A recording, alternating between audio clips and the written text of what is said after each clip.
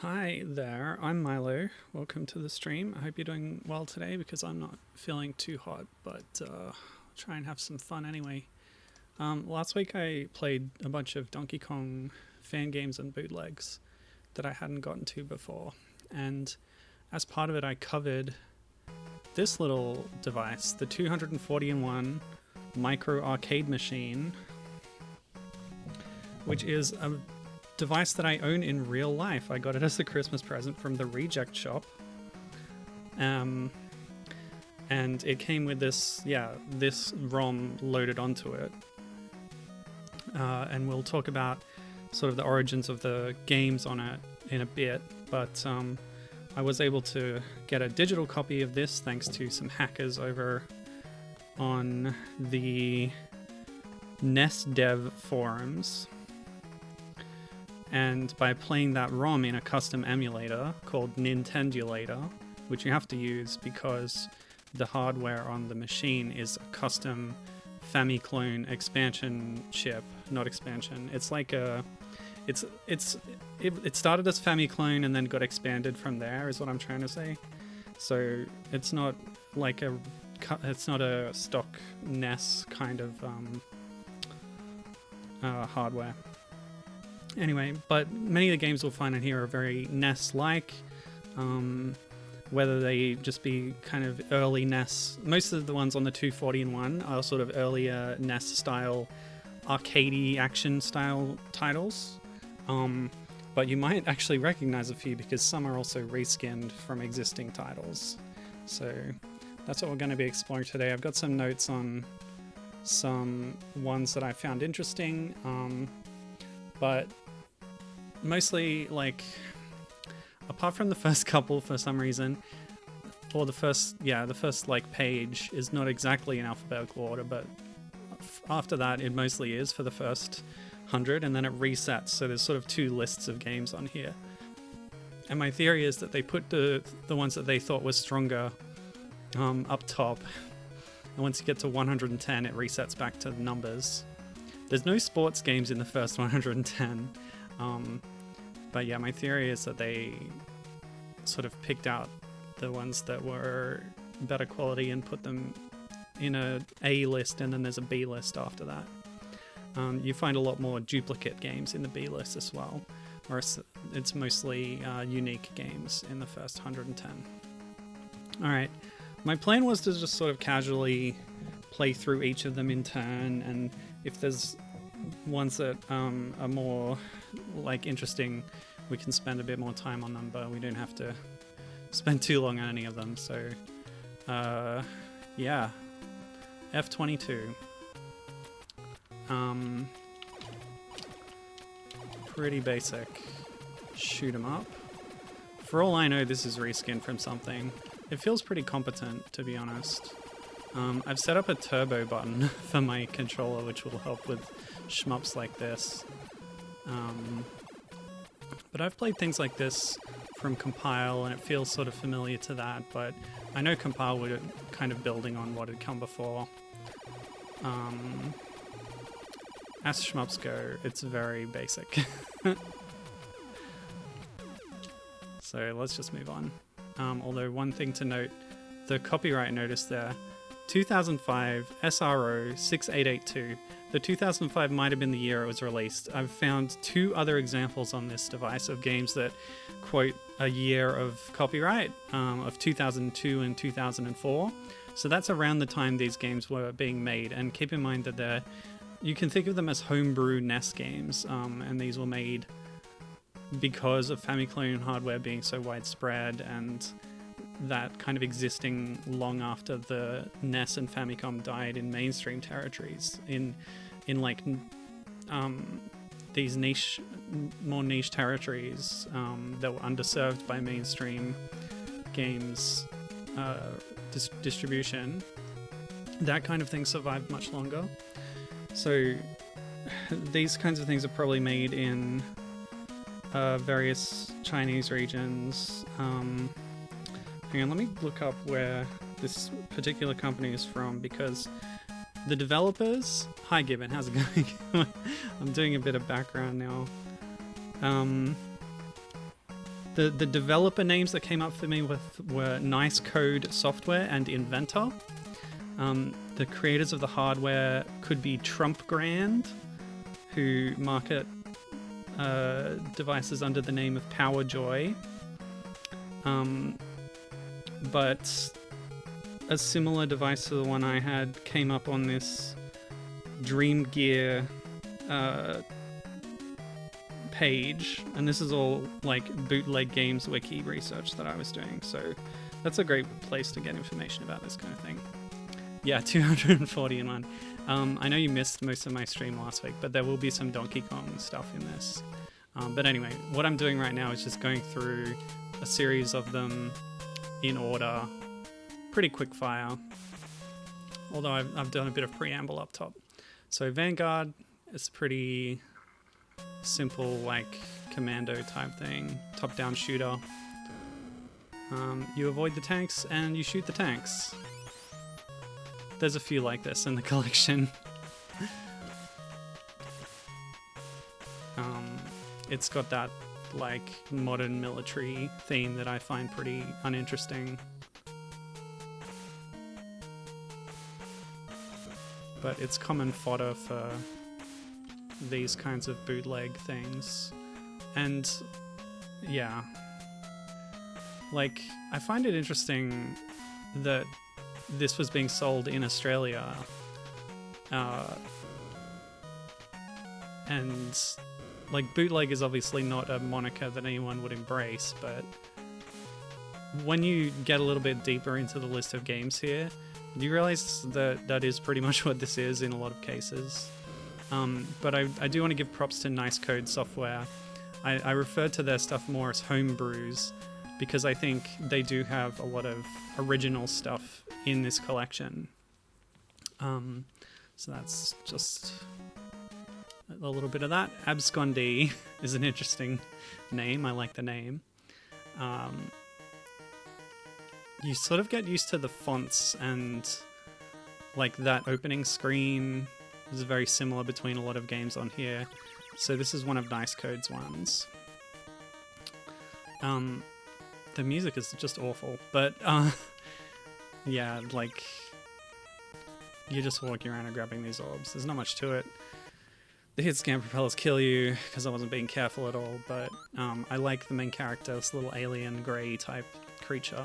That's pretty cool. But you see a few clones of that later on in the B list, but I probably won't get to that. Ether Cruiser just checks notes. I don't think, like, I didn't immediately recognize this as being based on something, but it probably is. It's got this pseudo 3D style to it, but implements it in a pretty simple way. It's not exactly Space Harrier.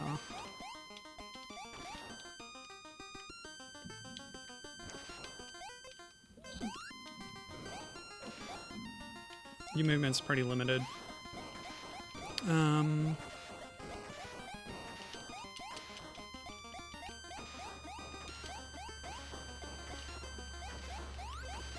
Gee, I have a lot of health though, that's nice.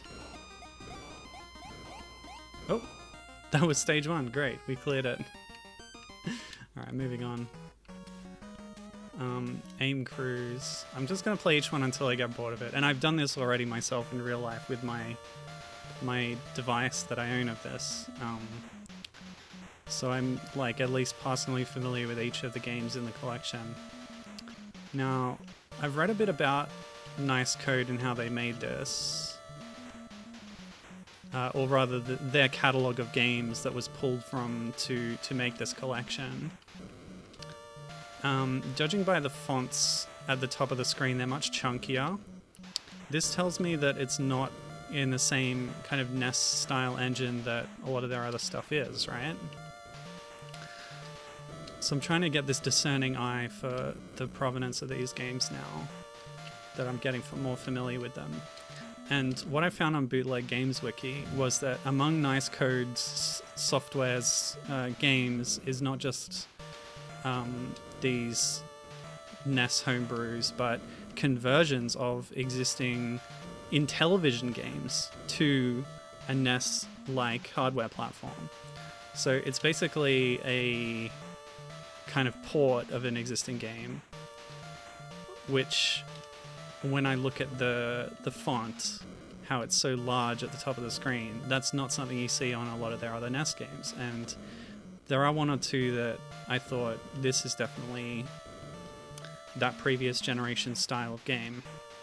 So this might be in that vein, but then again, the graphics themselves are much too detailed for that. So it's kind of an in-between thing that I'm not really sure about. So it's pretty interesting. All right, this is the first instance of Inventor's work definitely being here. So error alert. They call it a plane on the title screen, but right here on this screen you'll see it's a Solvaloo. This is my Solvaloo, but if you're familiar with Namco lore, the Solvaloo is the name of the ship in Xevious, and this is indeed a reskin of Xevious, and that's all it is. It's the same game engine. As far as I can tell with a lot of Inventor's games, Inventor is behind some of the games on this system, the ones that weren't done by Nice Code.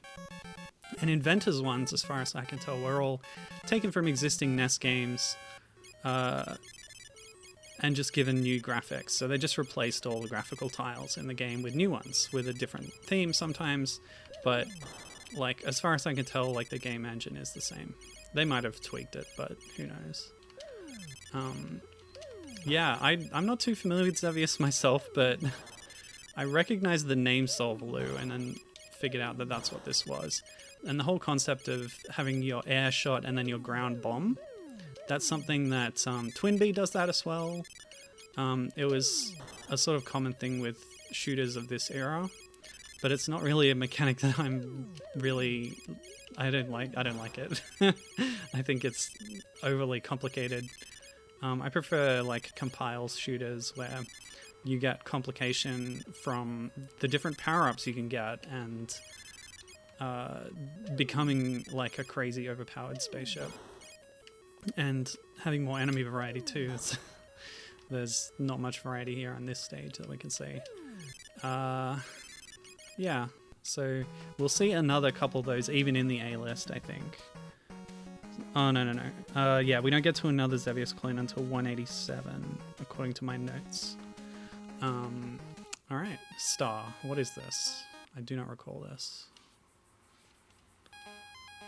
How's the volume balance, by the way, given?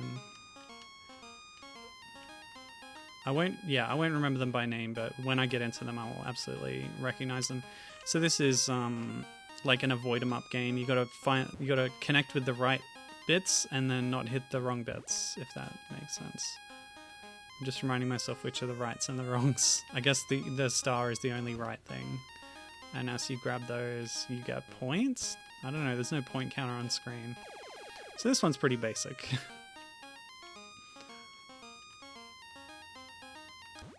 This is another nice code one. Anything I think is going to be nice code on here that's not like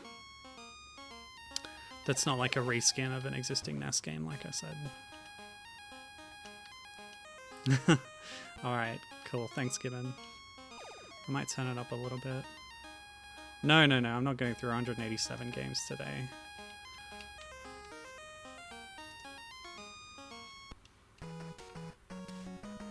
Besides, I'm only spending like 30 seconds on the ones that are boring, so...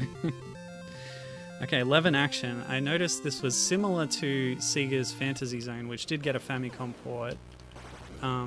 Oops, I'm using all my smart bombs. I don't think this is an exact reskin of Fantasy Zone, but it's a Fantasy Zone style game. You can go back and forth on this sort of scrolling map. You've got that radar up the top to show you where all the enemies are. I wasn't able to find a shop, although I didn't play these ones for very long. It has some weird looking enemies, and I like that you're a cute little helicopter. I think that's a pretty cool sprite. Like, I don't know what that blue thing is supposed to be exactly.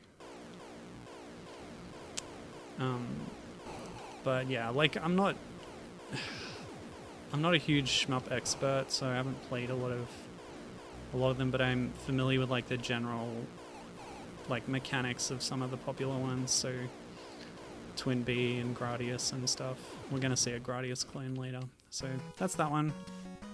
Animal Blocks with an E. It's a little bit Looney Tunes-like. So this is a mahjong match game. You actually control a mouse cursor, which is funny. It's not good, but you know, it's just very simple. You select two that match and they disappear. That's it. That's really, there's nothing to say about that one. Animal contest. I like those animal faces. What's on GDQ at the moment, Gibbon? I've been watching the VODs, I haven't really caught anything live yet. Okay, so this is War. This is the card game War, where you blindly pull out a card from the top of your deck. Each player does this. The one who has the higher card gets both, and then it continues. It's very simple. There is no skill involved. You just press A. The complication with this one is that you have to kind of tell by who wins which animal is stronger, although you can kind of infer it by looking at them. Like, the rhino is bigger and stronger than the wolf, sure. The wolf's stronger than the dog. Tiger is stronger than boar. There's, apart from seeing the animals, there's really nothing to this one. Balloon shot. Oh yeah, this is a shooting gallery one. It's really weird music. I gotta wonder about the music emulation sometimes.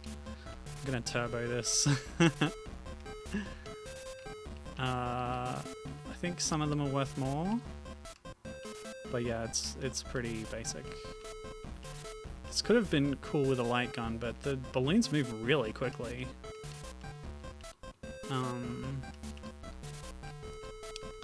Yeah, that's all.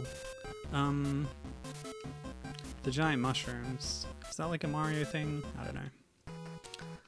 It's definitely not Yoshi Safari. Bicycle race. So this is cool. This is like Square's Rad Racer or something. This pseudo 3D stuff on the Famicom, on the NES. The problem with the engine that they're using to make this 3D is it kind of warps the model, you know, the sprite elements that are being kind of rendered into 3D, like where, especially in those turns, like the lines at the edges of the screen just kind of explode into hash. When I was playing this on the actual device, it might have been a different one that uses the same engine as this, but I remember the graphics kind of going out of sync and getting more distorted as I continued. But yeah, that's all. I ran out of time. I guess I didn't make it to the checkpoint fast enough. Whatever. Okay, they're just in between runs on GDQ. They finished up Outer Wilds. That would have been interesting to watch. Oh, they're stretching for time in the break to try and meet a bonus run for Resident Evil 7. When they did this last event, it bumped another run off the schedule. That sucks. Oh, but they're rescheduling and bumping the bonus run back a slot. That's much smarter. That's good. Yeah, sometimes the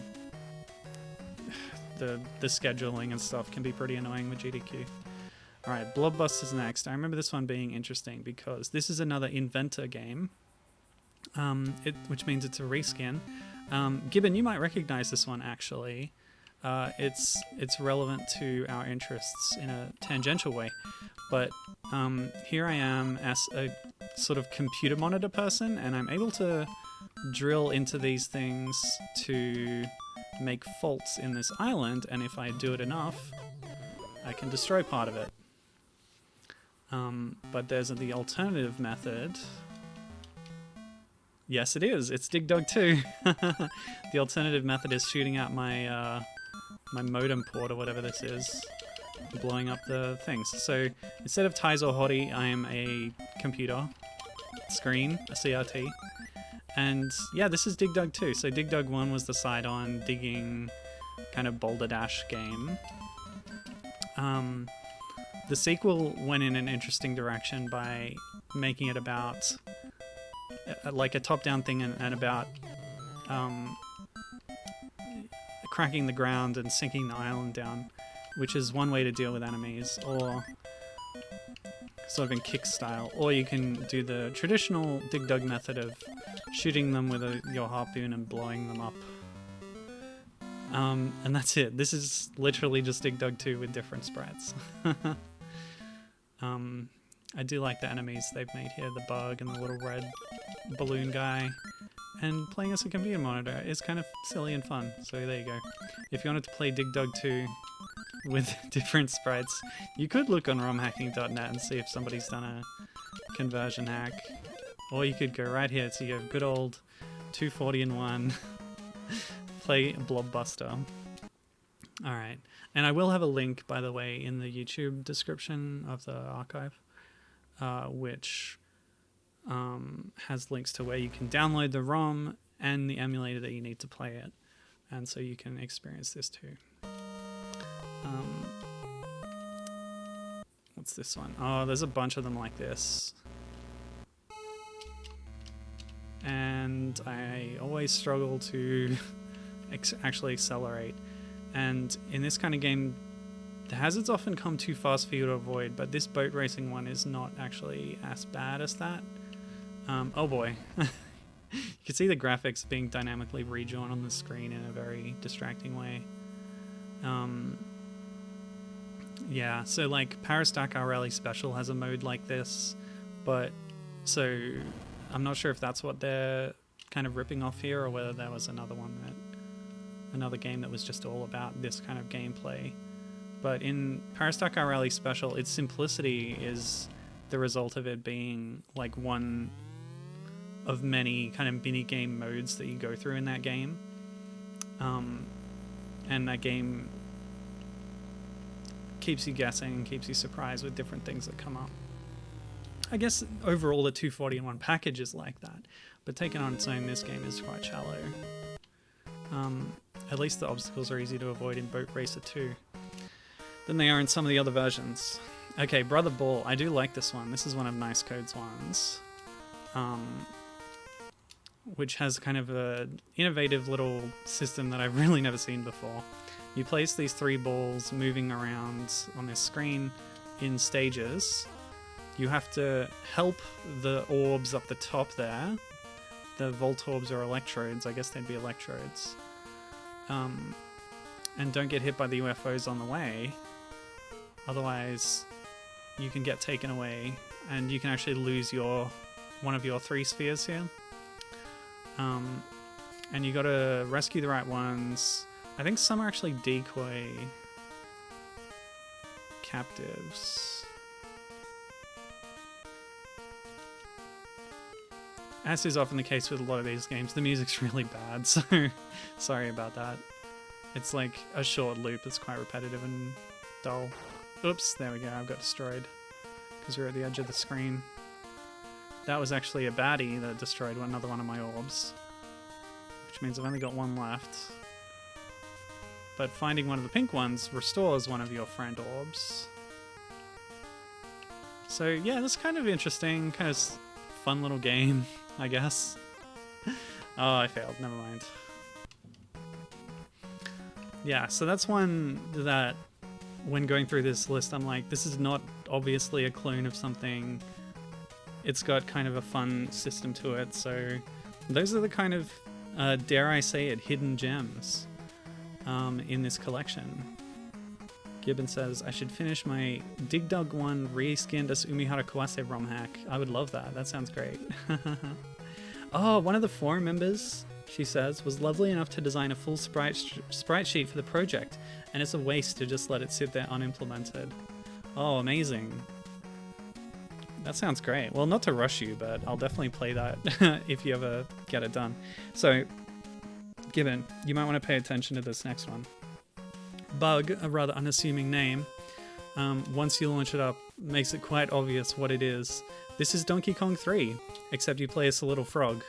Now I spent a fair amount of time in my last stream playing through this and in the various stages, so I won't stay on this one too long, but it's another example of Inventor's commitment to taking a complete game on the Famicom, changing the graphics, and that's it. Just putting it out there.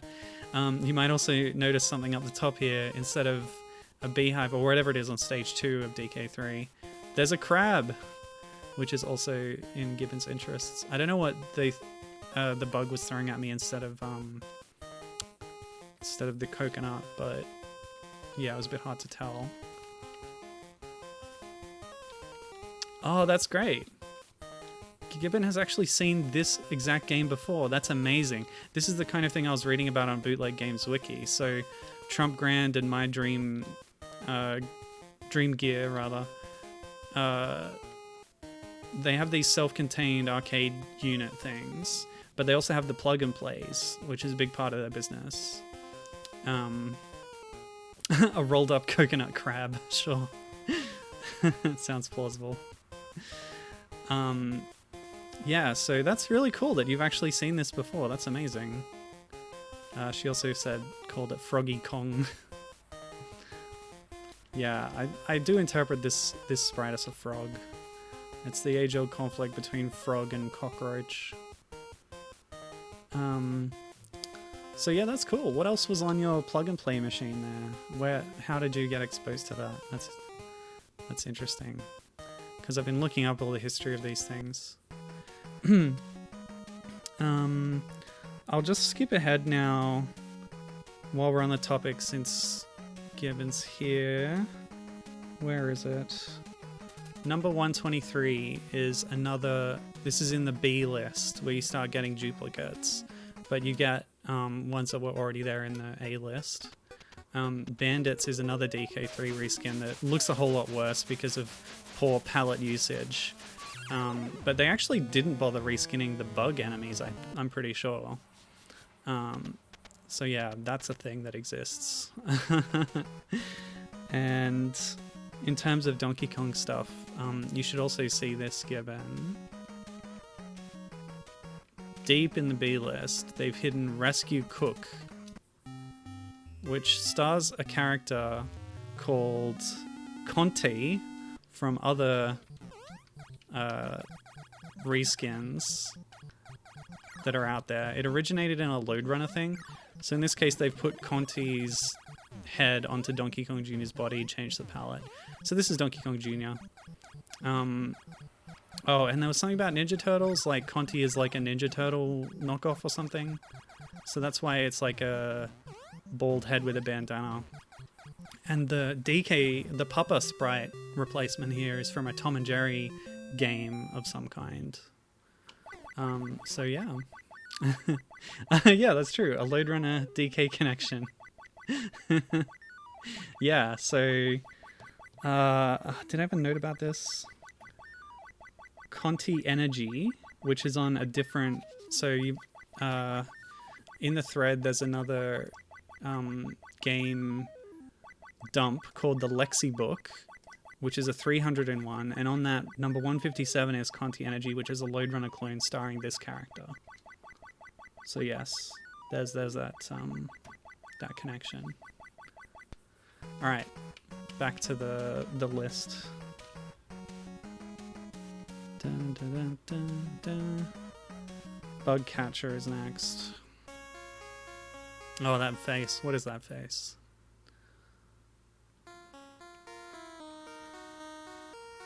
What the? Alright. So there's like 1 billion of these games on this collection. Like falling catch games. Very simple, almost no interactivity apart from moving. Just standing underneath the right ones. I guess red is the wrong ones, so you just gotta watch out. Not sure what that bird's gonna do. But yeah, there's so many versions of this that just have different graphics and they're not very interesting. So yeah. Busy Bar. I love that mouse. That's great. Actually, that title screen music, you gotta hear this. It's very good. It's probably ripped off from something. It's that good. Oh, it's the in-game music too. So this is kind of tapper style stuff. You gotta slide the drink along. You gotta pick the right one from that menu in the top left.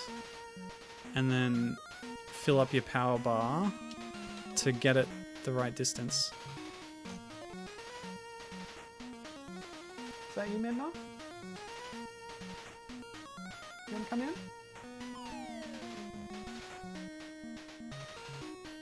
Meow?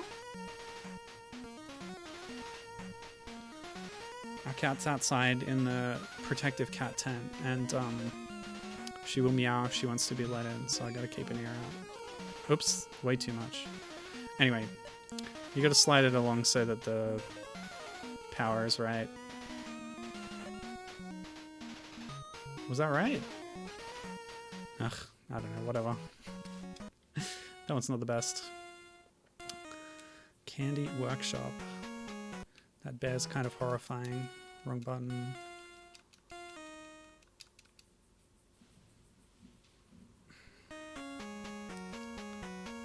Oh yeah, I didn't really understand this one. Oh yeah, that was definitely a meow. Hold on, I'll go grab Minna.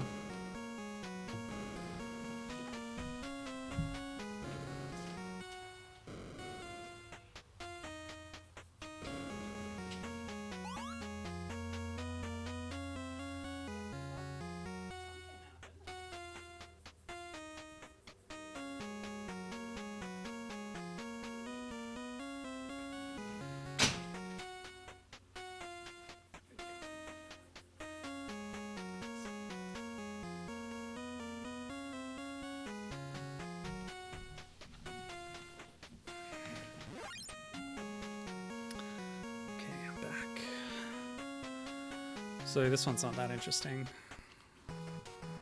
Checkers. Wouldn't you know it, it's checkers. Nothing to say about that. Contest. It's hard to tell from the name what it's going to be. There were 3 ROM dumps in the thread I mentioned. And the third one has a bit more of an advanced menu screen where the games are separated by genre, and there's screenshots for each one, which helps you get a preview of what it's going to be. But this is the way I experienced this one, and I just wanted to replicate that experience. So there's really not much to this. The enemy ship doesn't have a way directly attacking you apart from contact, because it spits out these DVD screensavers that just bounce around of their own accord, whereas all your shots are homing and omnidirectional. So whatever. Not much of a contest, I'll say. Cookie's Labyrinth. So this is the closest you'll get to a Pac-Man clone on this. But it's nowhere near as good as Pac-Man. There's not even a threat in the first stage. I think there's enemies in the second stage.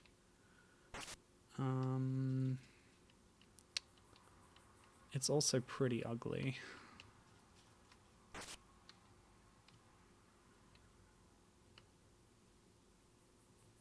And there's no music, so isn't that interesting? Hooray. Good. Ah, still no enemies. Maybe there's not any in this game. What a terrible game. That deserves to go into list B. Okay, Nature Clan Pindable Crystal Ball is great for a few reasons. First of all, I don't know what Pindable is. Pin table? Nature Clan is a recurring character in Nice Code Software's games. So I'm playing this Nature Clan, who is sort of this simple orb with eyes and legs. Often they're red, they've been rendered as a bit more of a magenta color in this game. Or mauve or something, you might call it. A bit like Lala and Lolo from Adventures of Lolo. So that's kind of a recurring thread in the Nice Code Software games. That's a kind of a hidden thing. I like these as well, these kind of flipper things, giving it puzzle elements. Some of these stages is a bit tricky to kind of pass what you're meant to do because the orbs kind of respawn, so you just kind of go back and forth until you have enough for the game to let you leave the stage. Now there's a Pac-Man, but it's an enemy. Yes, Gibbon also picked up the Lala similarity. Whoops. Okay. Oh, yeah, cool. We did that pretty well. So yeah, Pindable Crystal Ball is just a funny name that I don't know what it's supposed to mean. And this is the introduction to Nature Clan, who might pop up a few more times. Yeah, but apart from that, like, these levels have way too much open space in them. Changing the path of the enemy things by changing the position of these, that's kind of interesting. Maybe they'll do more with that later on, but from the few of these that I've played more extensively, there's usually not many stages in them. They aren't the size of a like real retail NES game or arcade game at the time. But I don't really know.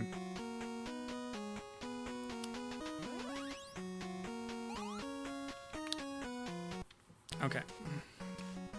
Crystal Blast. This one is weird. Oh no, I was thinking of a different one. This one's also weird, but differently weird.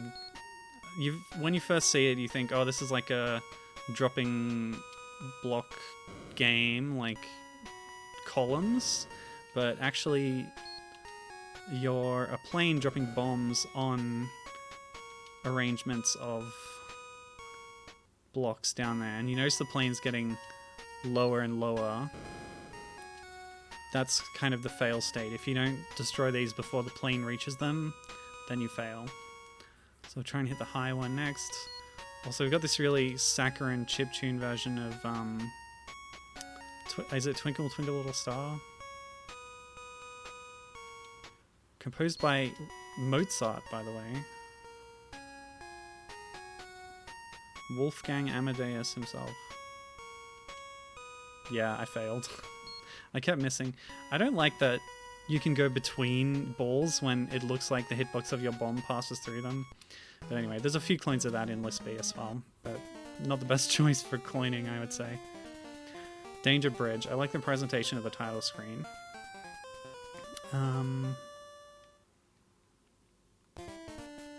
Oh yeah, this one. So all you can do in this one is change the position of the bridges, but it works on, what's that Japanese spider tree thing rules, where when they reach a fork they turn. Oh, they don't always, actually. Anyway, you just have to get them across safely, kind of like the Game & Watch manhole. See, that one kept going straight, and I don't know why.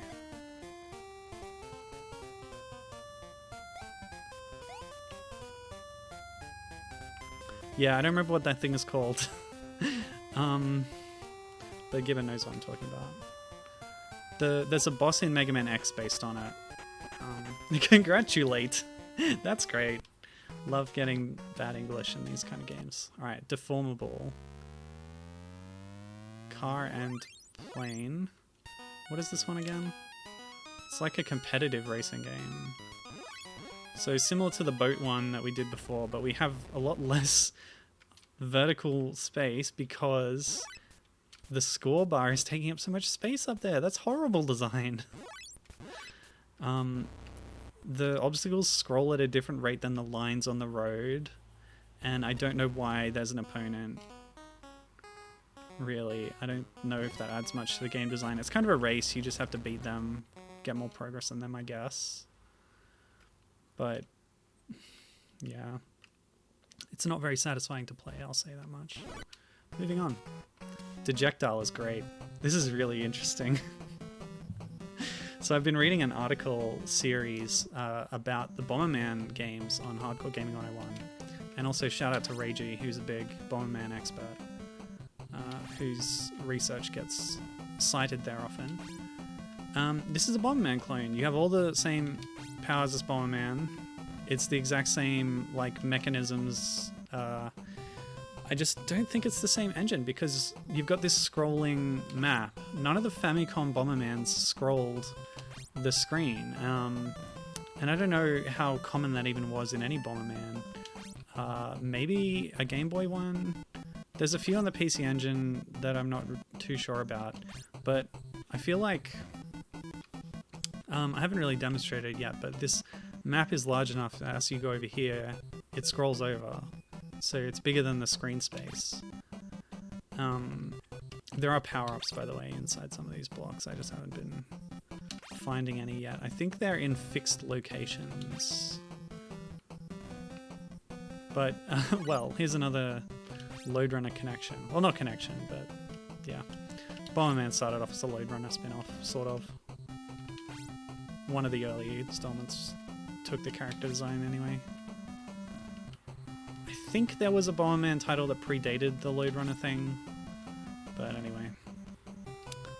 I don't know what the power-up I got gave me. That one I think expands the range. Yeah, makes the explosion bigger.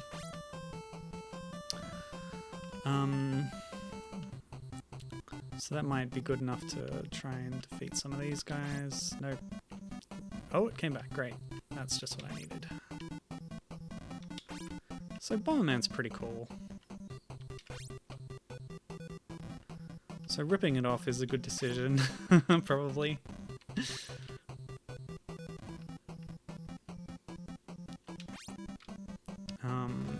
Bomberman is known for having kind of out there enemies at times, and tanks are kind of a boring choice, but the walking, like, medicine pill, that's kind of cool. That's a good one.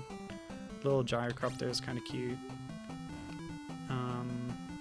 Yeah, I just don't know enough about Bomberman to say much about what this is pulling from exactly, because I'm not familiar enough with the series to know of any games that use the concept of scrolling screens, because I think of it mainly as a single screen game. Well, I found the door and I defeated all the enemies, so that's it.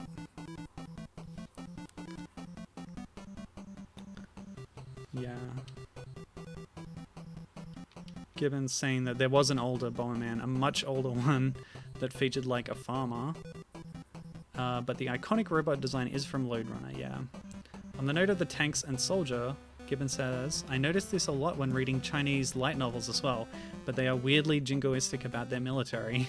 So the wealth of military-themed reskins doesn't surprise me in the least. That's a great point. Yeah, very well said. Okay. Next is Egg Contest. Thank you for banning the spam bot, Gibbon. So what's this? Mouse, eggs. Oh yeah, there's a few reskins of this one too later on, but you just grab the eggs as they fall down. It's very simple. Oh great, there was actually too many at that point. I can hit this switch to reverse the direction of the conveyor, but at that point it's very simple to just grab them all. In fact, I think this configuration of conveyor means you never lose any, and it's a lot easier to just pick them all up. So yeah, very simple game.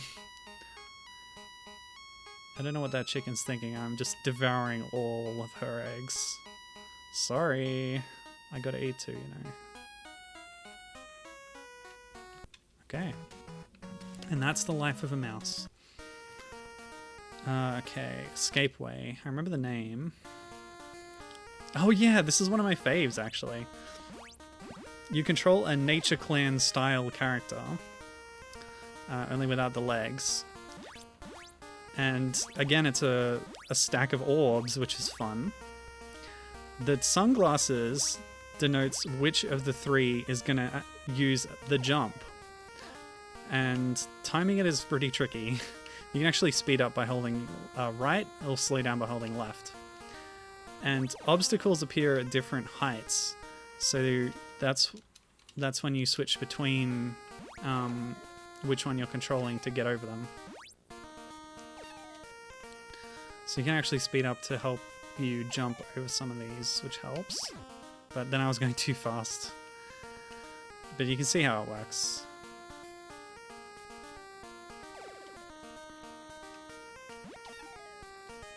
And there you go, that's the idea. I think it's pretty cute. Oops. It's tricky though. It's such a different way of platforming that you have to wrap your mind around it, and that's why I think it's another strong, like, game design idea, even if it's kind of simple, maybe even a bit clunky in execution. So yeah, Escapeway. I dig this one. And I like seeing the return of Nature Clan.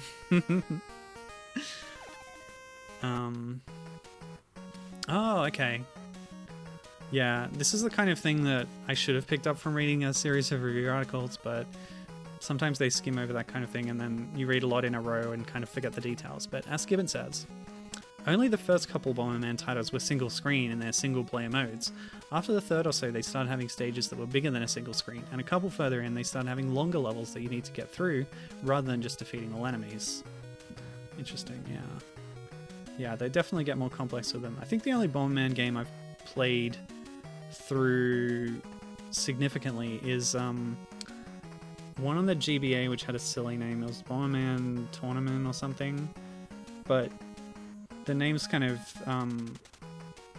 misleading because it's a Zelda style adventure game, and that definitely had large screens, scrolling, you know, flip screens, and was much larger than the arcadey style early ones.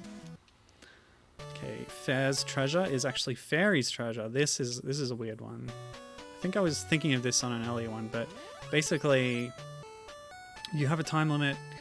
Your little dot shows you the direction that your fairy is gonna be spat out from this cloud, and you just want to get the small treasures out of the way so you can get to the big treasures over the course of your time period, because they're worth more. It's kind of interesting. Oh, I was noting down all the games I found that had female protagonists, because that's something I like to keep track of in games that I play, and to celebrate that. I didn't note this one. Is this fairy a girl? I'm going to say yes, why not? I think judging by her outfit choice, we might come to that conclusion. Although that's not, like, yeah. That's not something you always want to do in real life. Anyway. And that was it. Time over. Fairy's Treasure. Oh, it's okay. I'm gonna make a note of that.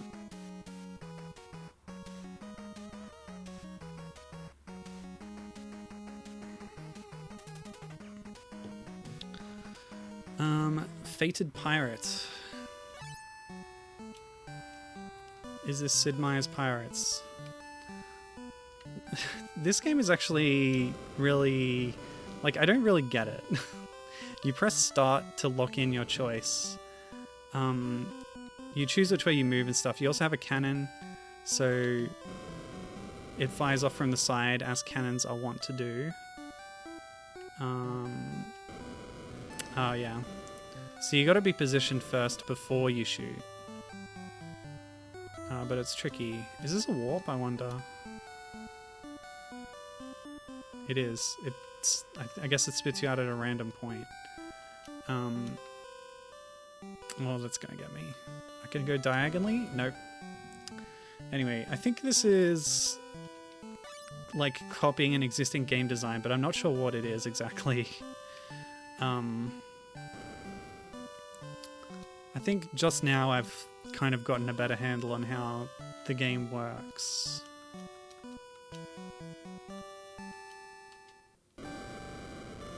But you see, because I did that, I wasn't moving and then I got taken out. It's very easy to get destroyed. And just trade lives constantly.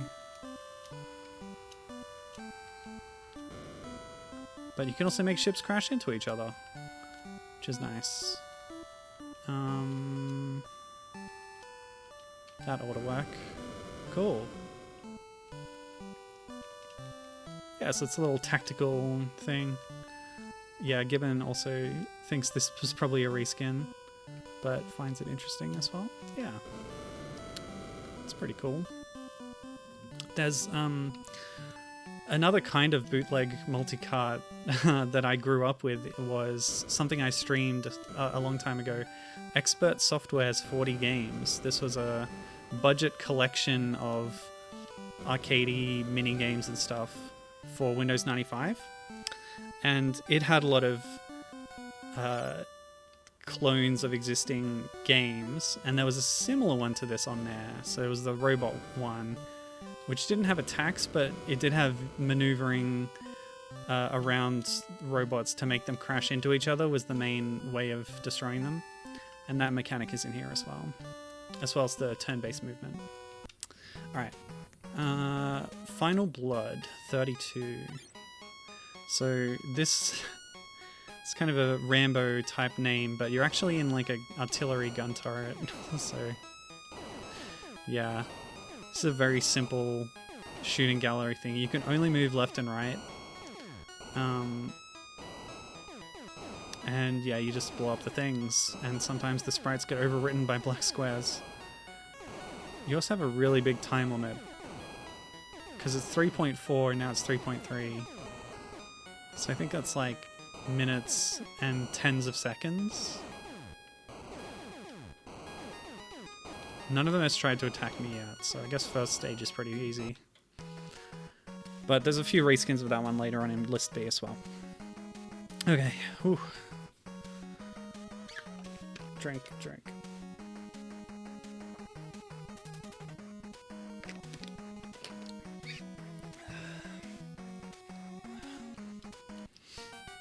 So, a couple of games on here are pretty good quality. So, like, even with the vast amount of, like, rubbish games, I think it's still pretty good value to get this thing. Although, it must be said, the build quality, the hardware of the device itself, very poor indeed.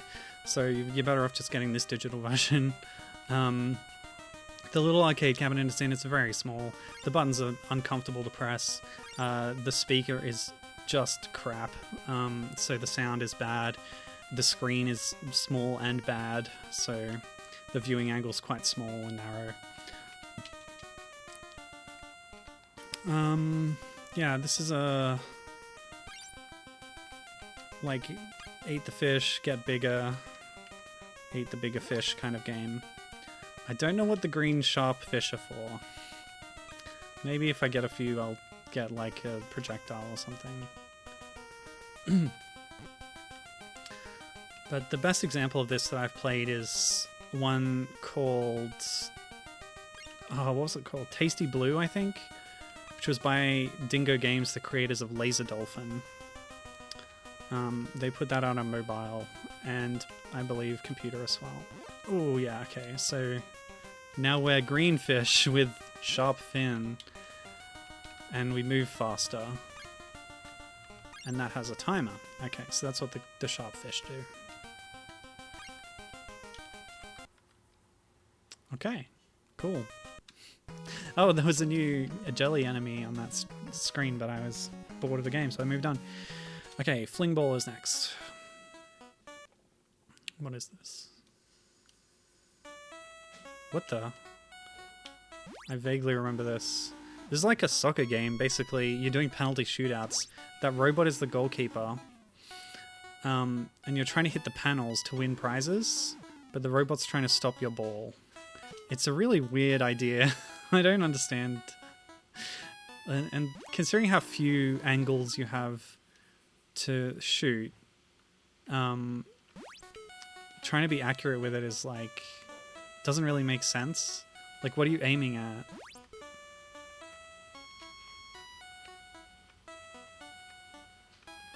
It's kind of like the opposite of Bleak in Donkey Kong Country 3. Now we've swapped sides. Yeah, it's not very interesting. Forest Adventure. Oh, okay, one of the very few like traditional platformers in this collection. And it stars Nature Clan. So I'll use some save states here to get through a stage or two. But yeah, I love platformers. Why wouldn't I be interested in this one? Oops. Some of them I'm not sure how you're supposed to get because like your platforming options are limited. You can't roll jump. So how do I get that gem? I don't know. So we might just move on from that one. The play control is actually not too bad. Oh no, I need to get them all? But how? Also, I can't scroll the screen back. Oh no, okay, I can get through. I just had to press B, I guess. Whatever. Anyway, this is okay. The 301 collection on the Lexi book has a reskin of Super Mario Brothers if you're looking for like a real platformer with a bit more cred, but I think it's a lot more interesting to check out these kind of naive outsider art style games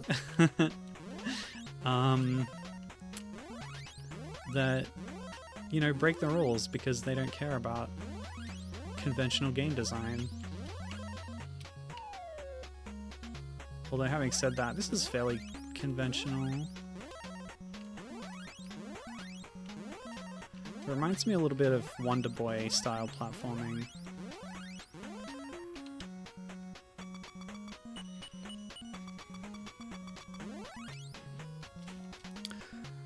At least Wonder Boy 2 and onward, that is.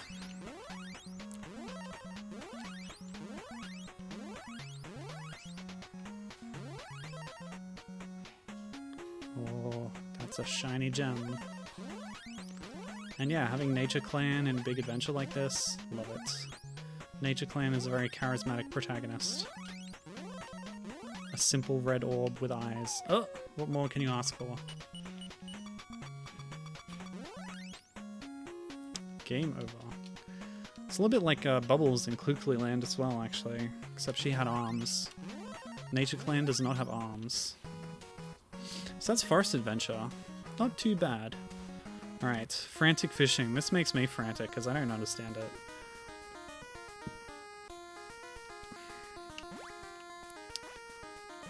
You pick your bait down there and then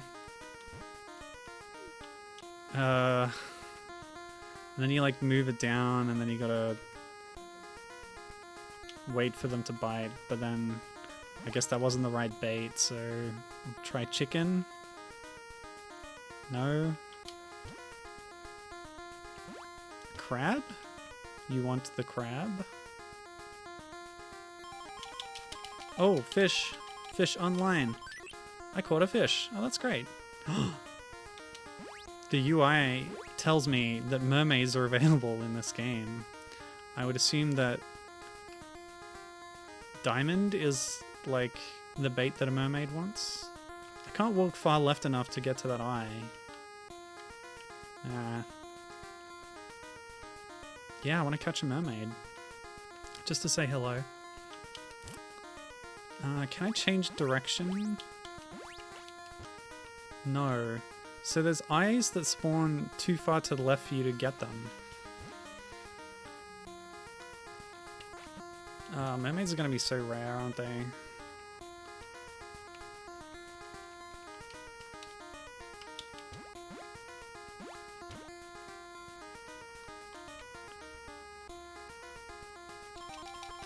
It's another fish of the same kind. Yeah, weird game. There will be some more mermaid action later, so I'm not too fussed on missing the mermaid there. Fruit gift. Oh yeah, this one's really boring. You just have to match the fruits. I don't know what that caveman has to do with anything. You can actually cycle through them too and then shoot them off. Okay. But yeah, as you can see, it's pretty boring. Okay, and there's a few reskins of that later on too. Fruit pig! Cool. Yeah, so I kind of skipped past it, but there's a screen telling you how many of each fruit you need, and you have to get that number within the time limit. So, yeah, it's pretty simple. But it's more engaging and fun than the other falling objects catch game, which got reskinned a million times. Why didn't this one get reskinned at all in a collection? This is the only instance of this. Fruit pig. Because, like, it's fast-paced, there's fruits falling at different speeds, it's got a nice little tune to it. You get low standards when you play enough of these games. I will give you this from Giver, no problem. Then you can enjoy all of this too, especially the Donkey Kong ones. There's also a Popeye reskin in here. I might get to that. Might want to accelerate our progress, actually. Ghost Castle. You might be hoping for a Castlevania game, but no. Instead, it's like... It's a little difficult to figure out the mechanics, but you have like a magic candle, I guess, that can shoot at the Draculas and the ghosts. It's really easy to not ever get hit, so it's not really a problem. You can shoot downwards as well, but that looked like a human. I don't know if we want to hit those. Oh, I could shoot diagonally. I didn't know that. Anyway, it's kind of like, it's one of those interesting cases where you're like, what is this game design where you're restricted to the second of 5 paths? Oh, I killed the human. Never mind. And you're like, what am I expected to do here? It's not really clear. It's like I said, not following established game design ideas that you might be aware of.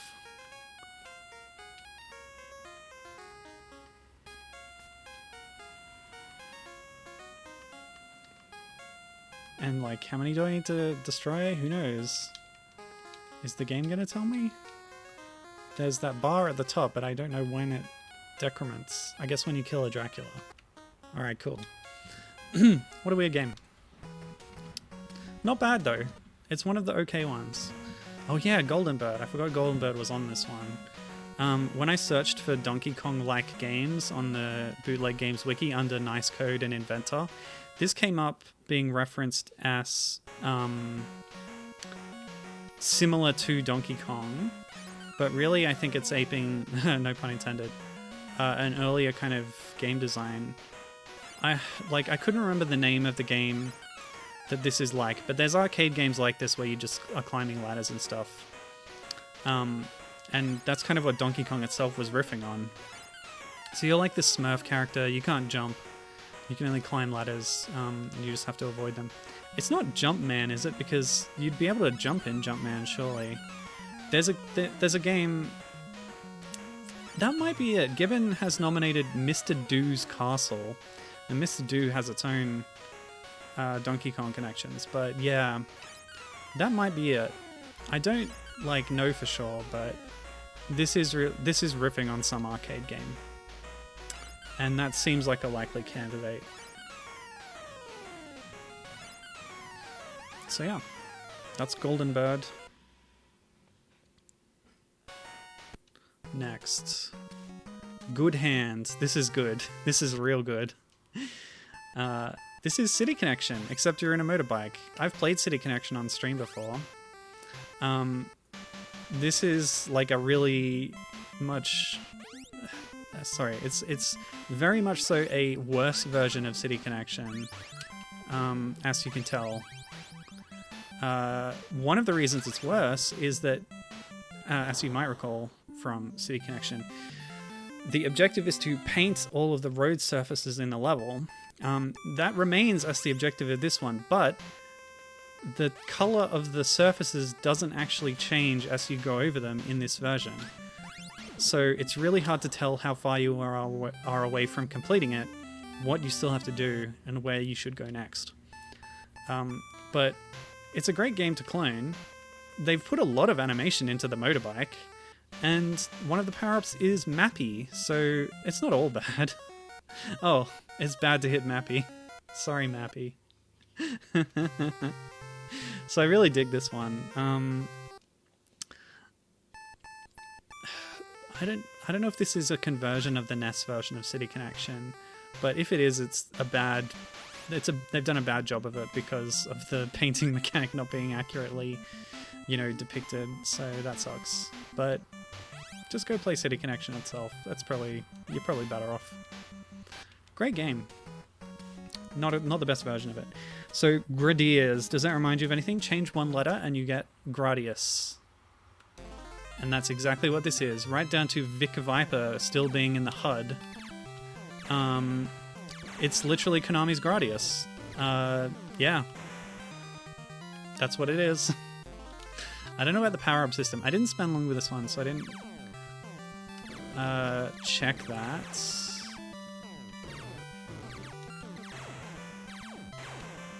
Are these power-ups? I'm not sure.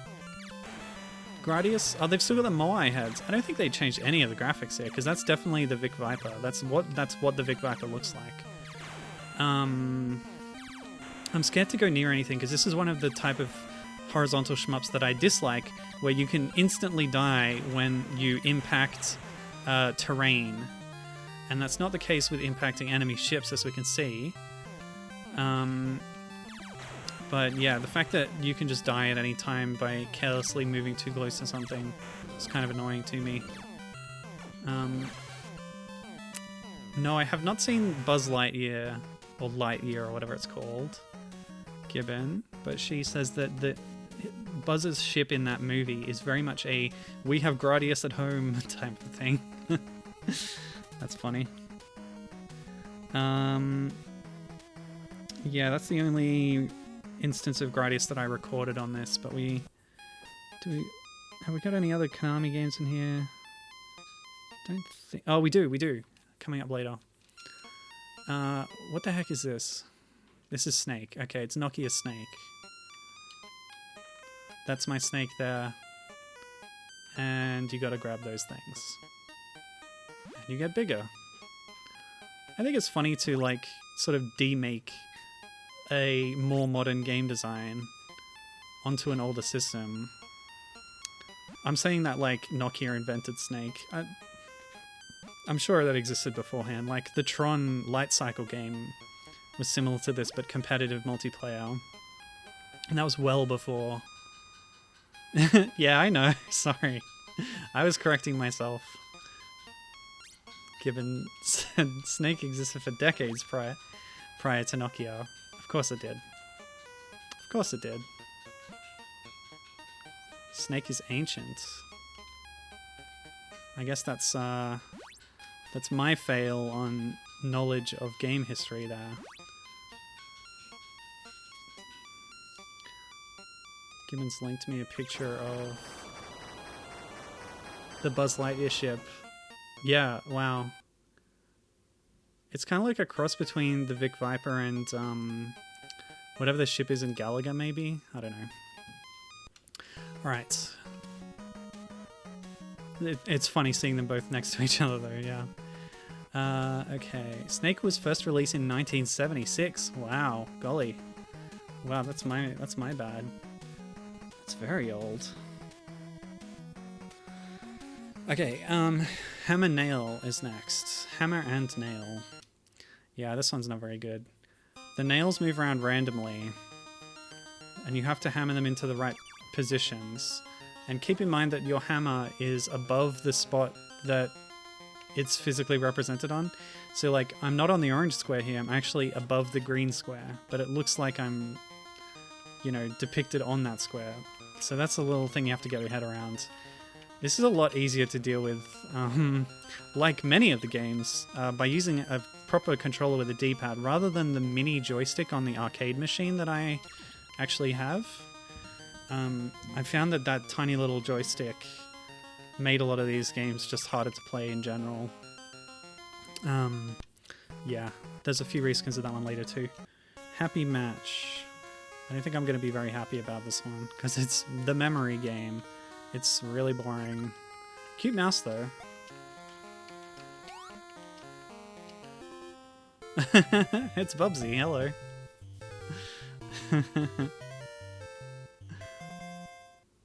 Great.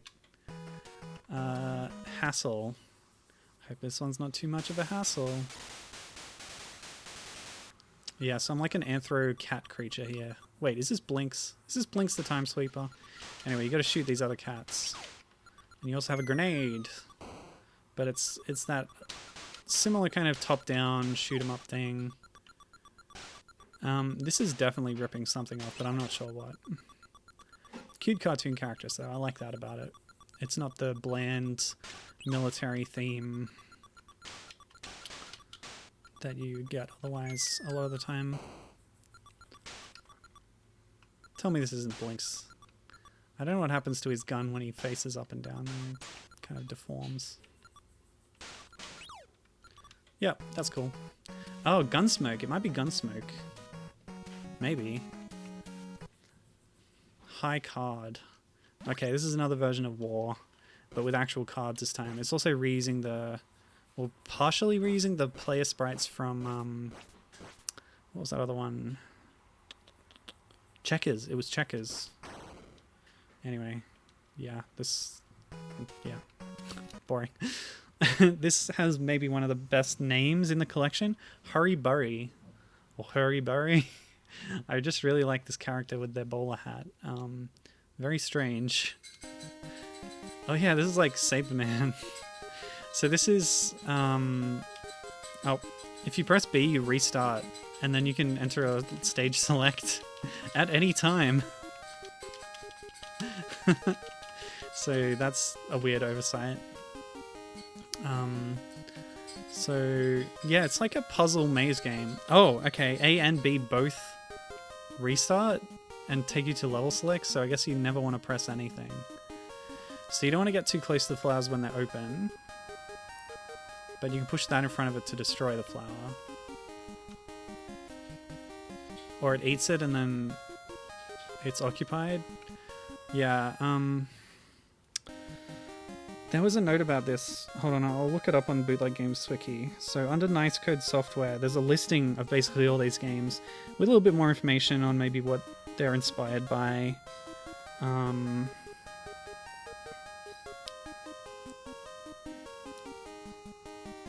Hurry Burry. So this is a clone of Zeke the Geek. The graphics are retained from the original. The music is from Adventures of Lolo, also known as Soybean Story. So I don't know Zeke the Geek, but it's a copied game. I don't know what all the graphics at the top of the screen are for, but the way this looks, it looks like a PC game with the windowed style design.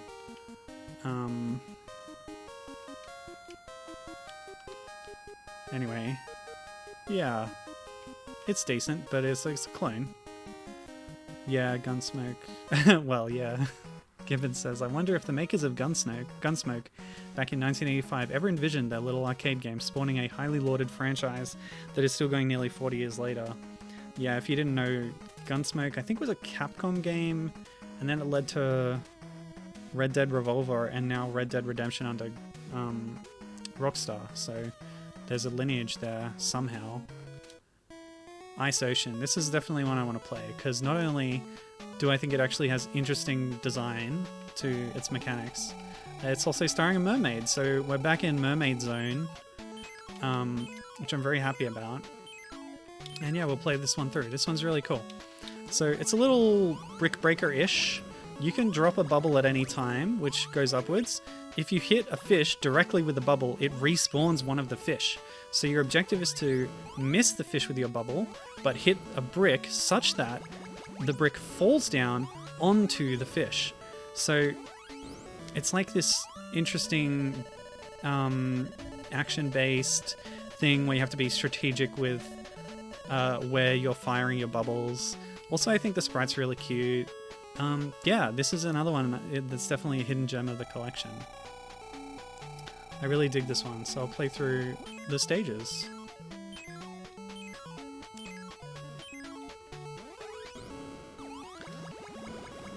Like, there's a lot about this game that impressed me.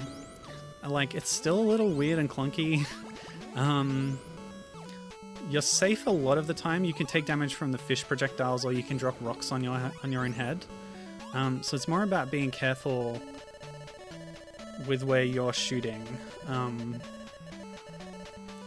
And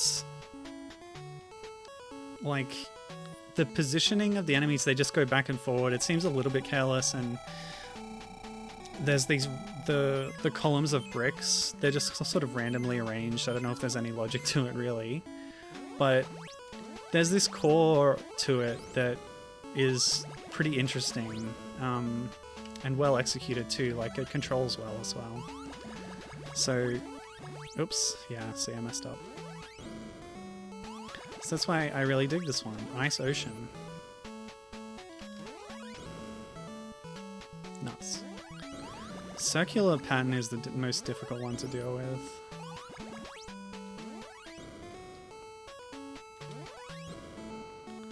Yeah, that's the only thing that changes. The brick pattern never changes. Gibbon was wondering if they change it up as it continues, but yeah, the only thing that changes is the enemy pattern. The enemy design changes, but that doesn't affect their behavior. You don't get any power-ups or anything. So it's just, and it's not long, so you can just cruise through the few levels that it has, but yeah, it's got a strong foundation, which is something to be said for it. Yeah, that's a good point. It's sort of an inversion of Space Invaders, says Gibbon. It's a little bit like that, isn't it? But the destruction of the obstacle becomes your projectile. I've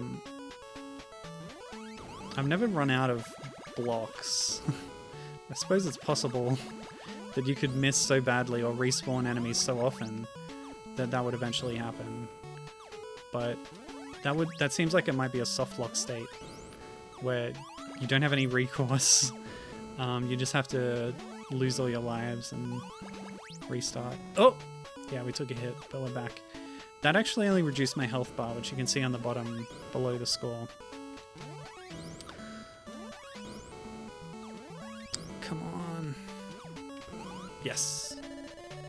Yeah, absolutely. Yeah. Gibbon says, this seems ripe for indie game usage. You could take this idea and build a real banger out of it. Absolutely you could. I think that would be a really interesting thing to do. Yeah. So now we have the fast fish. I think some of the fish sprites are reused from other games as well. I recognize them from some of the other games on the collection.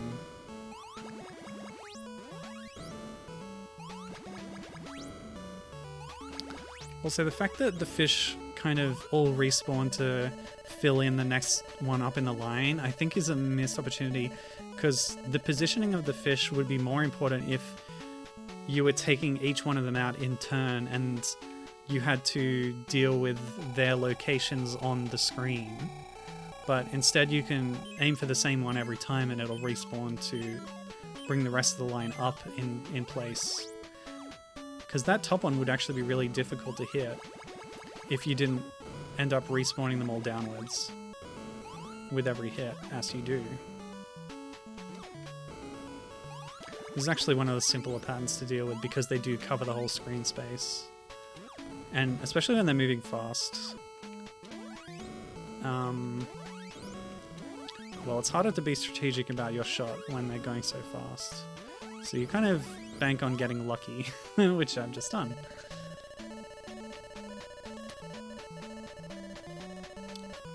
So yeah, even full clearing a game on this collection doesn't usually take too long. I don't know about some of the reskin games if they include all the stages that their original did.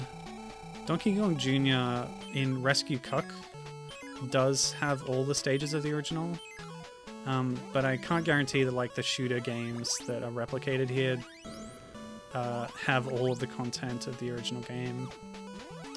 But certainly these homebrews are usually quite short. Oops.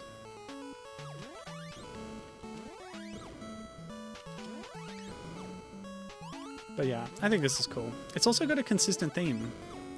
Like you're underwater, there's a layer of rock above you. And all your enemies are fish. There's the buoyancy of your bubble. Like, it all ties together. Sometimes you get incongruous elements that don't make sense, but in this it all works.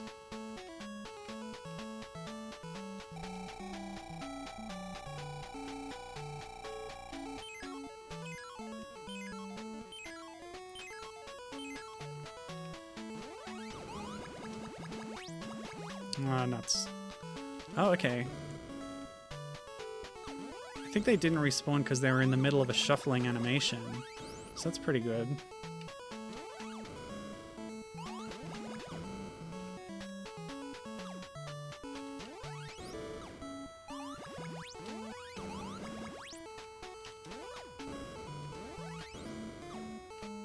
Just missed.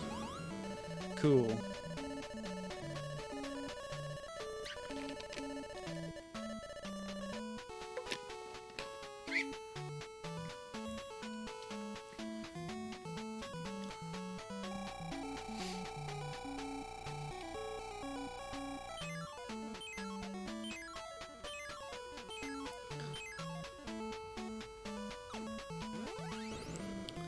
But this is not the weirdest mermaid game that we'll be seeing today. Or the most inexplicable, I guess. We'll get to it.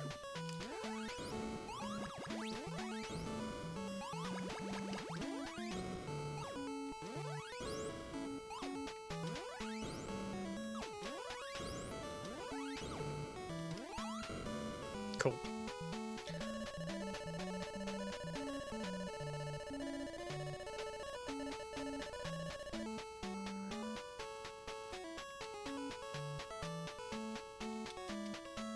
I think this is the last stage. But yeah, it's a shame there's not more variety to it. But I think it's very cute. And the graphics are actually pretty good. I like that background with the gradients to it that's dithered over time. And then you get that moody shipwreck in the background with all the bubbles. It's pretty well done.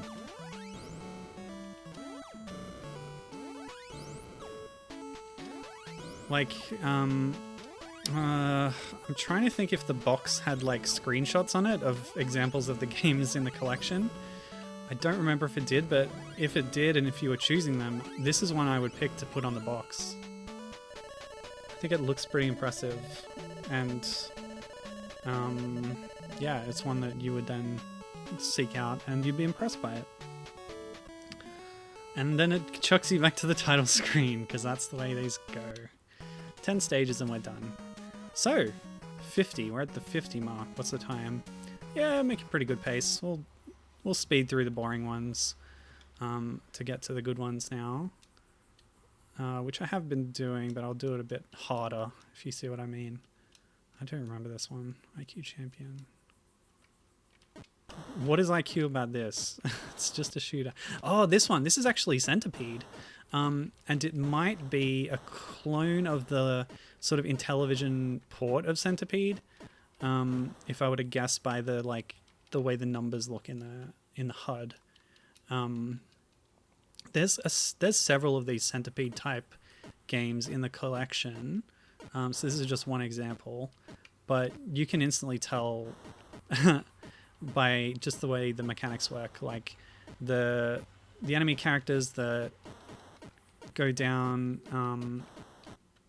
the rows and then they leave behind the obstacle that then other ones will ricochet off to get down faster. That's all part of that game design of Centipede that works so well. You know, at its core, it's like a Space Invaders clone, but it's got some really interesting mechanics to it. Yeah. But I don't think there's much else to say about that. Island. Oh, it's Nature Clan. Hey, hey. Our old friend is back. Nature Clan Island. What the heck is this one? I don't remember what you have to do in this one. What? Oh no. Nature Clan also appears to have a little antennae in this iteration as well. Do I hold down the button? Do I just avoid them? I don't know what's going on here.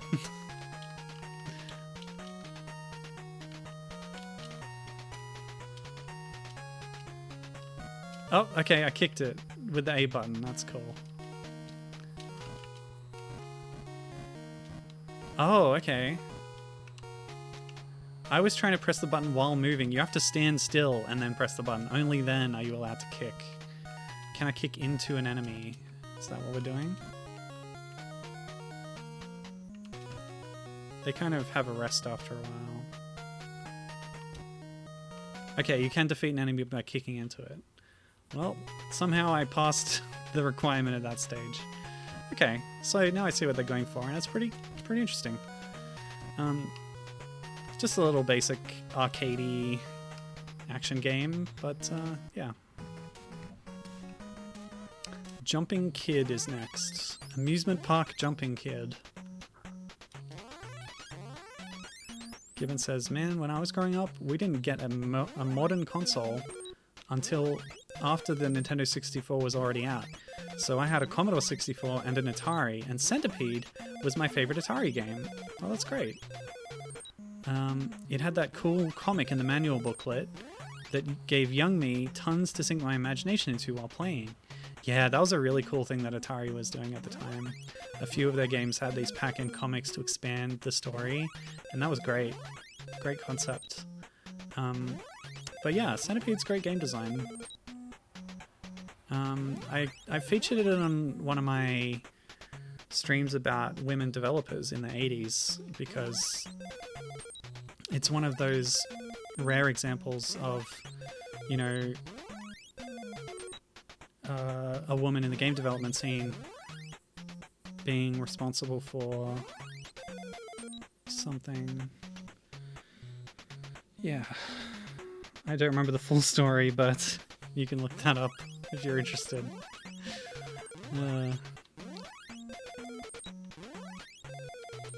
I believe Centipede was... It was a woman and a man team working together, so she was like the co-creator of the idea or something. Anyway, this is another more or less traditional platformer style game in the collection, which makes it a bit of a rarity. It's just a little weird and awkward.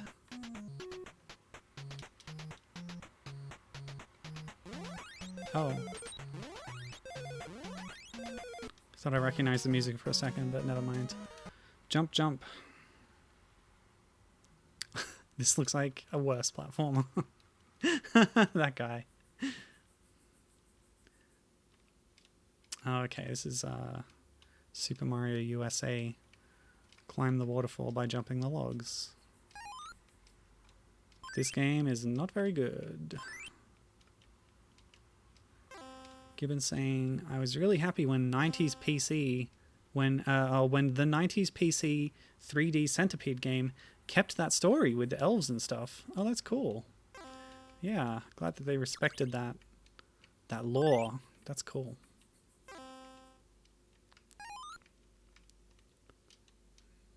Ta-da!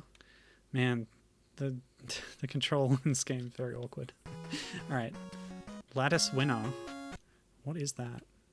Oh, this is that game that you play in your school notebook with a friend. You draw boxes, and you're trying to draw complete boxes. So you're trying to like trick them into doing 3 sides so that you can do the 4th. I'll give you an example. So the goal is to complete a square, or to even make bigger squares. Yep. Lawn purge. Those types of things aren't usually very interesting against a computer. They really should be done against another person. So this has got to be a copy of something because it looks too good. But hey, don't underestimate nice code software, the creators of Ice Ocean. So this is a lawn mowing game. Fun little concept. Not the only lawn mowing game that I've seen, but yeah, it's just about doing it efficiently and trying to get all the squares without running into obstacles.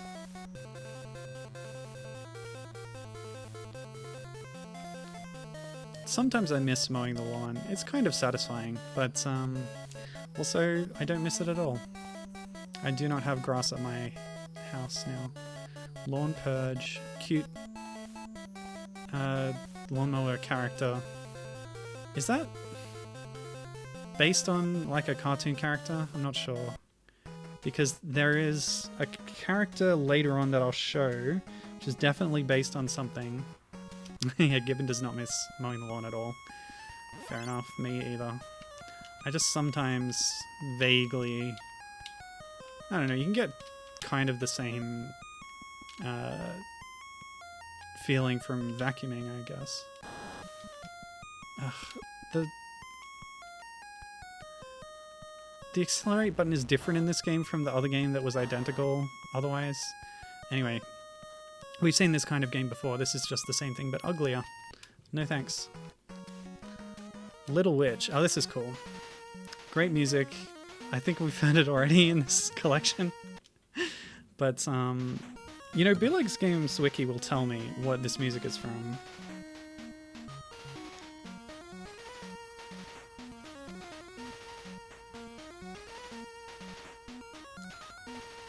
No, it doesn't say.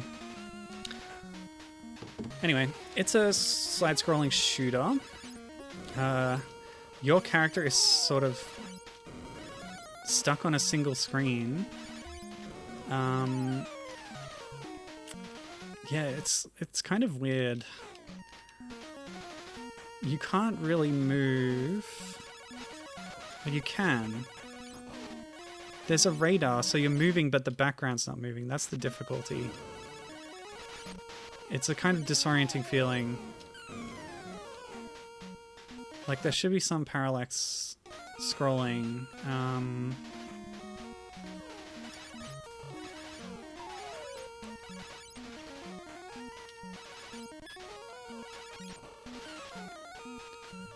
Anyway, it's not exactly cotton, but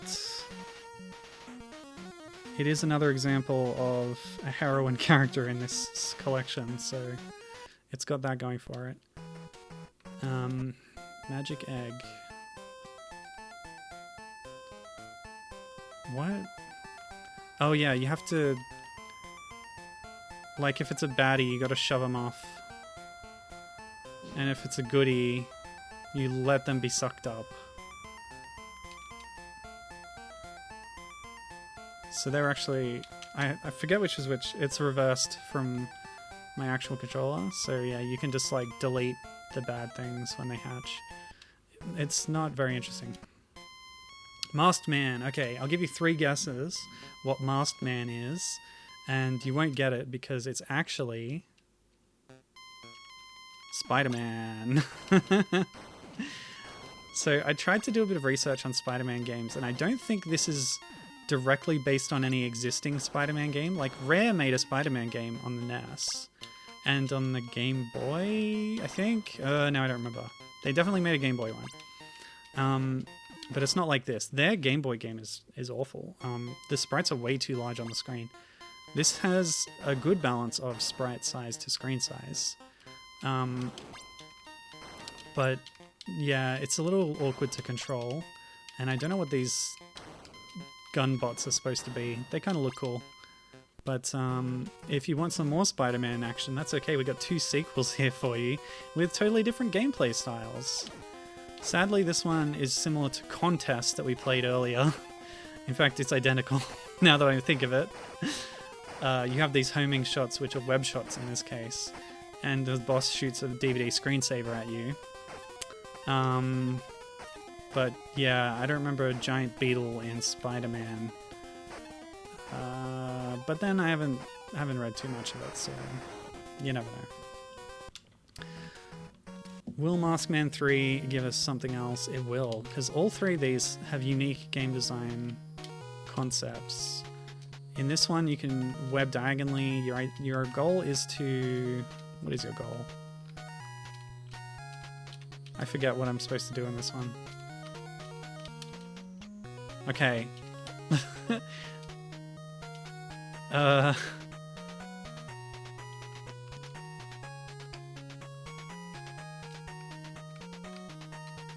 pressing all the buttons. I have no idea what I'm doing. Okay, swinging. There we go. There is swinging in this game. I just haven't managed to rescue anybody from the fire yet. Hey, there you go. Thank you. So yeah, they implemented swinging. That's the big plus. That's Masked Man, the saga of Masked Man. Okay, Meccano has nothing to do with the building blocks. It's actually a coloring book. Or rather a stamp book, I suppose. You get the stencil, you put it in the right place, you get good. It's also got these things on the corners, on the sides of the screen that I associate with Yoshi's Island. But they're, I don't know, whatever. Mirror Devil Word, or Mirror Devil World, is another reappearance of Nature Clan. If you think this has anything to do with Nintendo's Devil World, think again. I did read something about this on the Bootleg Wiki. Mirror Devil World, clone of Kickle Cubicle, that was it. So if you played Kickle Cubicle, which is another NES game, I think, you might recognize this. I haven't. So Inventor is not responsible for all of the reskins in this collection, because we've also got this, which is, well, they did say a clone, not like a reskin. So I really don't know how similar this is to the original Kick or Cubicle. And I'm not good at it, apparently.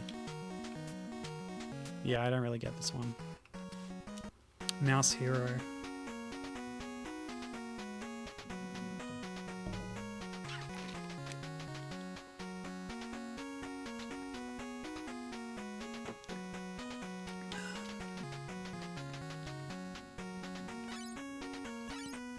It's basically another falling object game. But, interestingly, it's a little bit like Mr. Pants 2001. One of the boss fights, you had to throw bombs back at the thing, right? Something like that? Was that Mr. Paint? Anyway. If you throw the bomb back at the dog, I don't know, you get something. But you can clear a stage without even doing that, so whatever. Anyway, it's called Mouse Hero, but there's actually 2 mice. Mouse Snare. Oh, this is Minesweeper. Yeah, it's just Minesweeper. Moving on. Mowing. This is the other mowing game I was thinking of. The music is worse. The gameplay is also worse.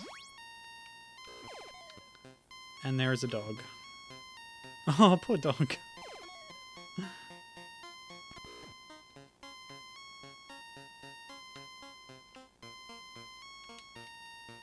Okay. Music moment. So this is weird. It's just a falling block thing, a falling object game, but catching the objects makes music. There's a lot of interesting examples in modern indie games where your actions create music in the game. This is kind of a very basic version of that concept. It's also really soft. I don't know how well that's coming through. But also check out the cloud with a big nose. That's cool. Also, you can't lose this game at all. It's not really a game. Is it? I don't know. I guess it is. What's the definition of a game? Do you have to lose for it to be a game? No. So, therefore, it is a game. Okay. Whew.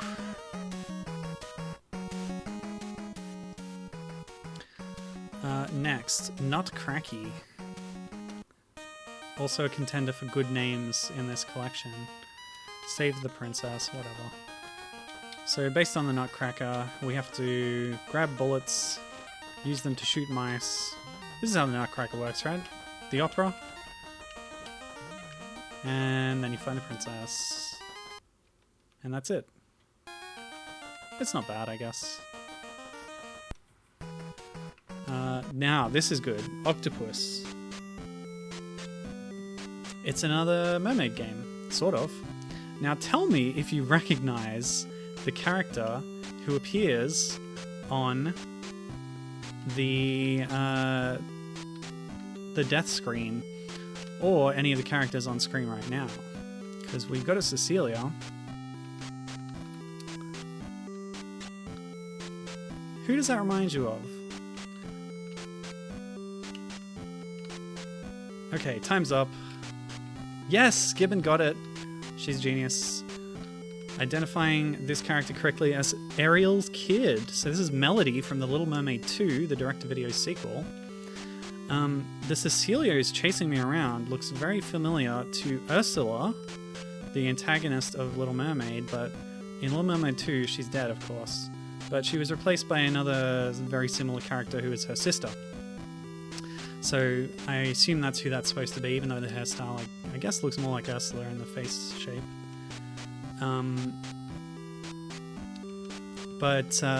Yeah, you know how Ursula had Flotsam and Jetsam, her eel minions? Well, I don't remember the name of the character in the sequel, but she had the Ray character. I can't get the trident. But yeah, like, having a knockoff Little Mermaid game is great, without it even being referred to as such. They just call it Octopus. you can see Melody changing between mermaid form. You can make out the tail on her sprite there. So she is definitely changing between mermaid and human form, which is something that was sort of a one-off that happened in the movie.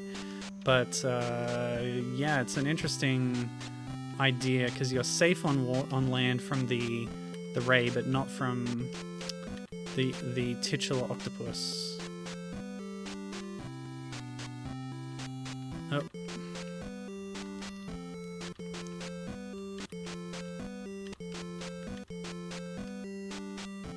So this is one example of using existing characters in the game, in a game. Oh, this is a bit like that Sega car game with the lanes. Anyway, that's cool. Isn't that interesting? I like this one. Yeah, so that's what's it called? Octopus.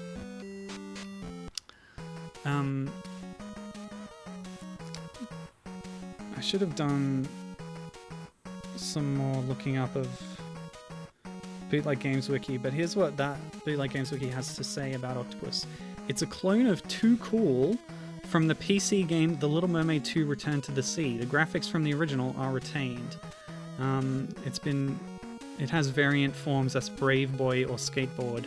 So the PC game Little Mermaid 2 Return to the Sea is like something I've been trying to track down for a while, actually.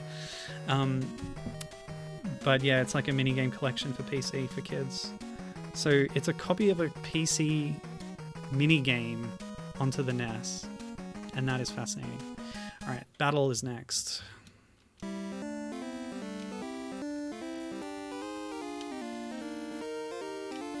Okay, the intro is longer than I will probably spend playing the game. Yes, I'm ready. So is this Space Invaders or what? Oh, it's Galaga, okay. This might even be a direct reskin of Galaga. I'm not sure. The colors certainly are not as pleasing as they are in Galaga. But hey, Galaga's a good game. So, by extension, this is pretty decent too. I feel like with the smoothness of those ships moving, this has got to be a direct clone.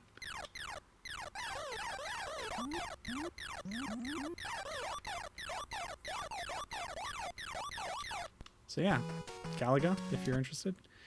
Panzer Fly Car. The name is so intriguing, but then it's just this racing game again. So even in List A, you get many copies of this particular game design. Also, the title implies that we're actually driving tanks, and we're getting as fast as 200 kilometers an hour in a Panzer tank, which is patently absurd. And that's just amusing. And your tank can also crash. So there you go, we got a bit of value out of that. Hang on, wait, Pindable Crystal Ball, it's the exact same game again! Now that's just rude. I didn't pick this up on my original playthrough, but it's the same one. They don't usually do this, they at least change the name and the graphics. Well, that's disappointing. At least we got to see our friend Nature Clan again. Pizza Boy, this is pretty good, this one. So it's a little maze game. You pick up a pizza from your pizza shop, and then you deliver it. Try and find the most efficient route through the city. The pizza counter in the bottom left is how many more you need to deliver to complete the level. And then also, the thing you got to watch out for is the barriers that move positions as you proceed. And there we go. Pizza Kid strikes again. So that's alright, that's a decent one. Police Dog. Police Dog Lazy, or Lassie with one ass. A nice digitized photograph of a dog. Sadly, the gameplay is terrible. Basically, you just have to memorize the positions where the thief buried the goods. And then Lazzy, the police dog, has to then go and dig them up. I've already lost track. This is just terrible.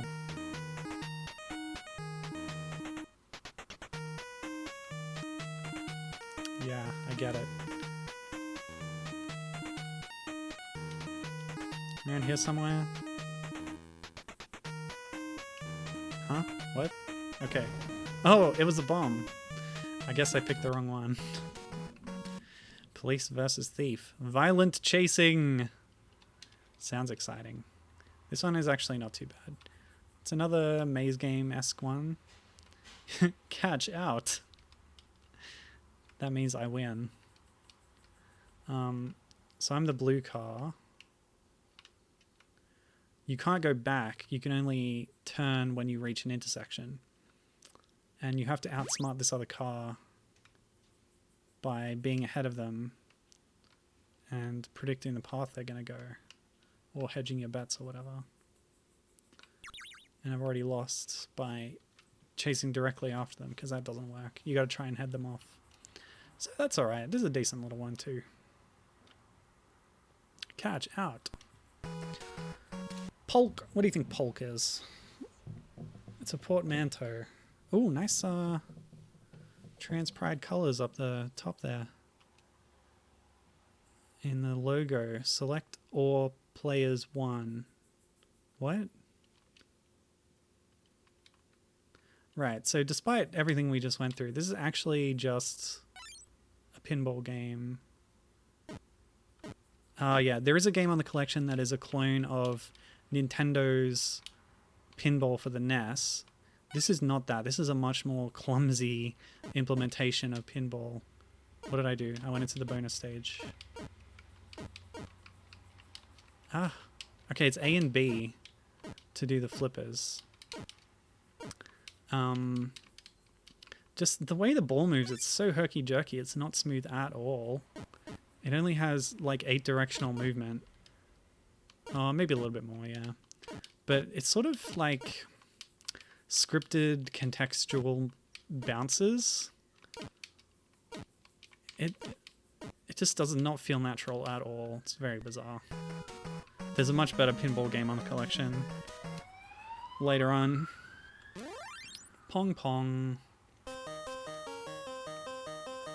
Oh yeah, my father-in-law played this and was extremely confused by it. Hey, I actually managed to score a point. That's better than I've ever done before. So your car has tank controls, and you like cycle through the 8 directional movement. And it's a bumper cars game. You have to knock your opponents into the holes without getting knocked in yourself. Sometimes the collisions are very strange and non-intuitive, but I'm actually doing okay somehow. It does feel like random chance a lot of the time, but yeah, it's an interesting idea, I guess. Okay, power robots. Oh yeah, there's a few of these. It's a kind of platformer, but not a very good one. You have basically no air control. You just have to time your jumps so that you land on the right platforms at the right times. Okay, you have some air control. You can direct your jump. And you can reverse direction. Okay. I didn't give it enough credit, but it doesn't deserve much, to be honest. It's very janky and not very fun. Pulveration.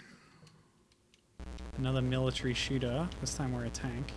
Looking very similar to Expert Software's 40 Games tank. In the game Tank, which was just a simple grid. This one has that theming of like a village and terrain and stuff.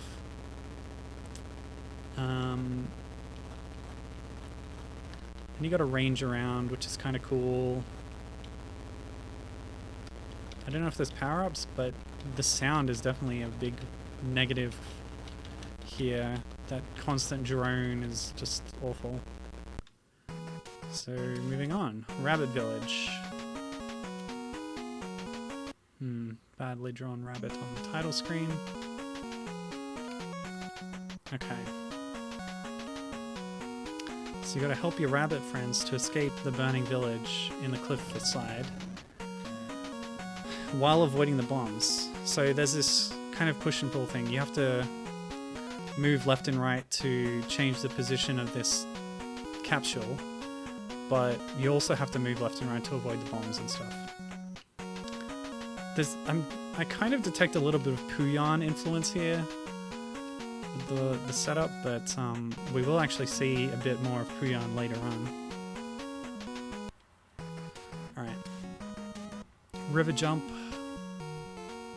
Oh yeah, this sucks.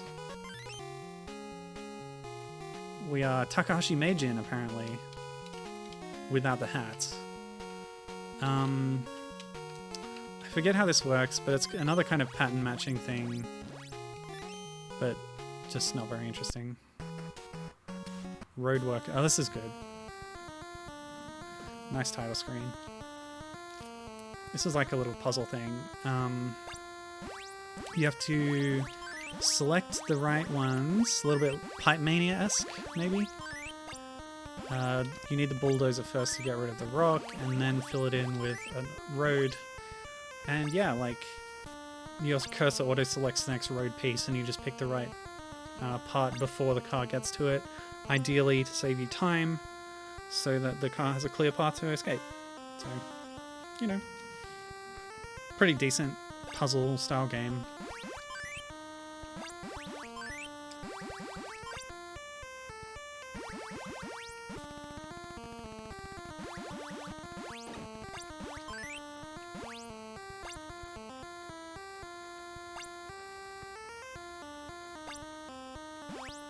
Okay.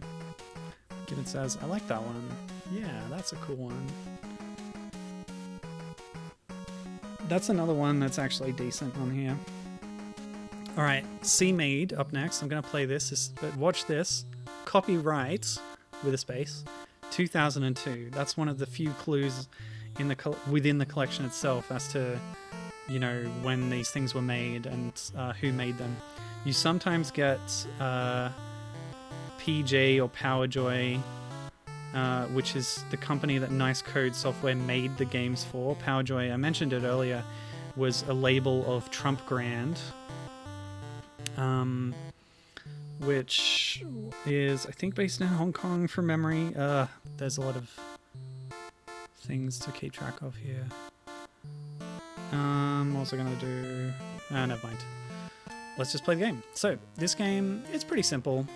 You're a mermaid, you swim around, you grab pearls.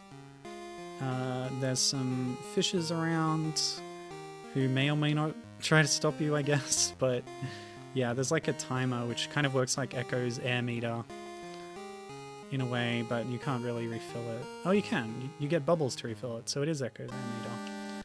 Mermaids don't need to breathe air though, do they? They're like fish people. They survive underwater. They have gills. This droning is a little bit off. Just turn the volume down a little bit. Yeah, so this kind of reminds me of Flipper and Lopaka, which was itself an Echo clone. Grabbing little gems and stuff. But it's pretty simple. I just love any chance I get to play some Mermaid. That's a great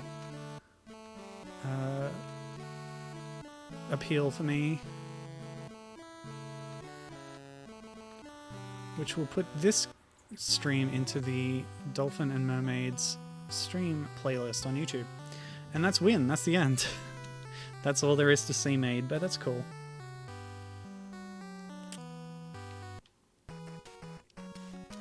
Seaport Gal. It's more tanks. Hope you like tanks. Because you get 6 tanks. So yeah, the battleship moves back and forth, you have to hit it. Kind of reminds me of the boss fights in Conker's Pocket Tales. No one else is going to have that as the first reference point when looking at this, but that's what I thought of. It's like the Bog Hand guy, you know? You know the one. Seawolf. A submarine game. So this is another first-person sort of turret thing. But it's kind of, yeah, it's interesting. Not like Last Blood or whatever, Final Blood. The Rambo one. You have a little radar screen. You can aim up and down. You have like missile numbers to worry about. There's like this whole elaborate HUD on the bottom that you have to track like you're in a real submarine. It's pretty cool. But also a little bit shallow, I guess. So yeah, moving on.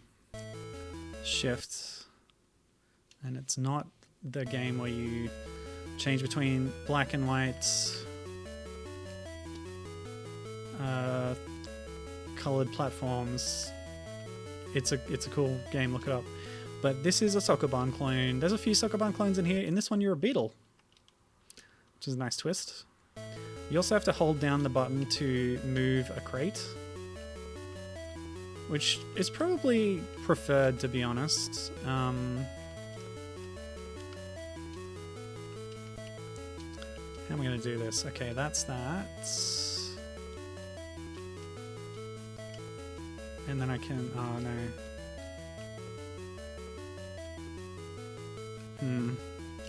I'm stumped. Okay, I can do that.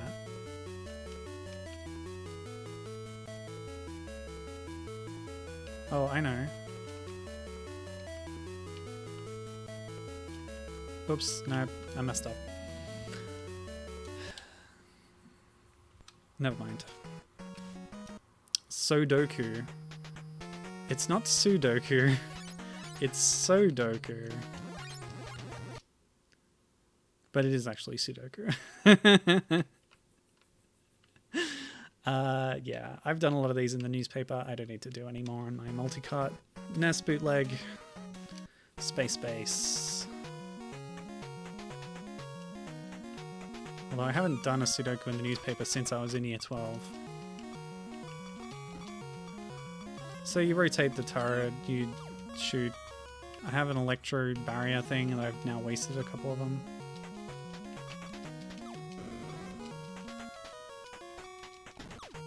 Wait, are those birds? Oh no, they are planes. Okay. It was a little unclear. Why can't I hit it? I only have 8 directional aiming. Ugh. Shoddy hit detection. Spades is Spades. If you've played the game Spades with the cards, you might know this game. The music... ugh, can't stay too long on that one. Okay, Smackdown. Boxing! No, wrestling. Ugh. This has got to be a clone of something. There's so many wrestling games on the Famicom. Wait, which one's me? Okay, I'm this guy. I'm the non-masked one. So if you get to a 20 count on the outside, you're DQ'd, I believe. Oh, is there a game called Smackdown on the NES? Or are you referring to the WWE program? That might not have existed at the time. Oh yeah, that was pretty cool. But this has got to be a clone of one of the Japanese wrestling games. There's so many of them, you have no idea. Okay, you were referring to the WWE show, yeah. I never watched SmackDown, I watched Raw instead. I don't know why, just what day it was on, I guess.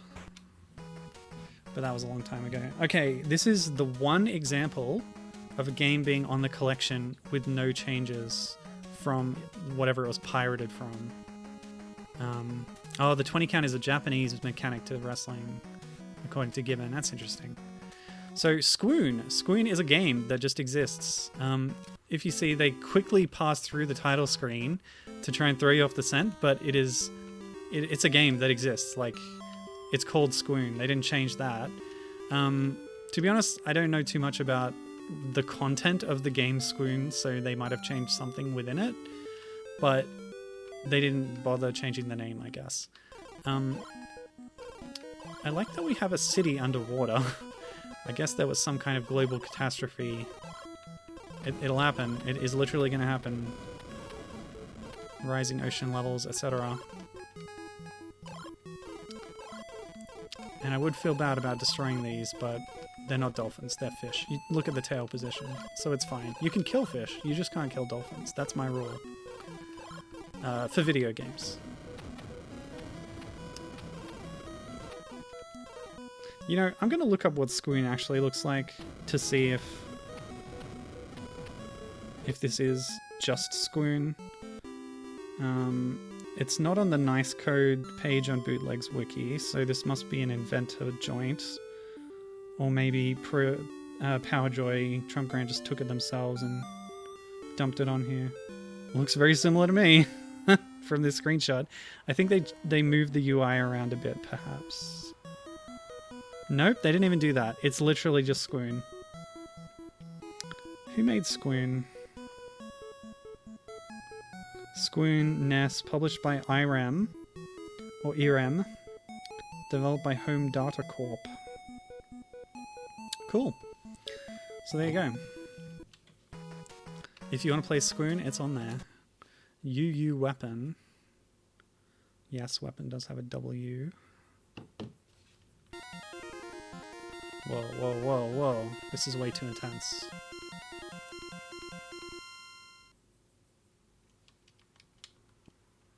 Oh yeah. I think this is... Is it a Sega arcade game or somebody else?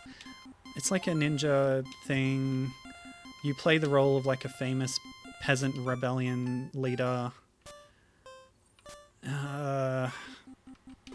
So yeah, this is an existing game or based on one. I don't remember what it is or what it's called though, so I didn't note that down.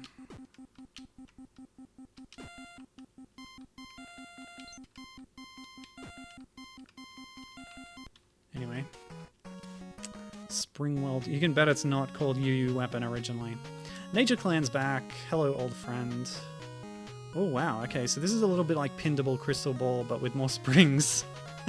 Oh,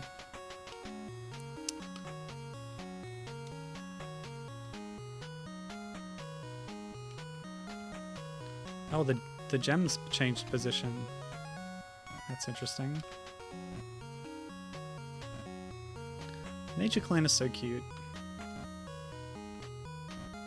And see, just like in Pindable Crystal Ball, the pickups respawn where they were. Which, I don't know. I don't think that's a very satisfying mechanic, because then it doesn't feel like you're clearing out a maze full of collectibles, because they just are coming back. Ah. Alright.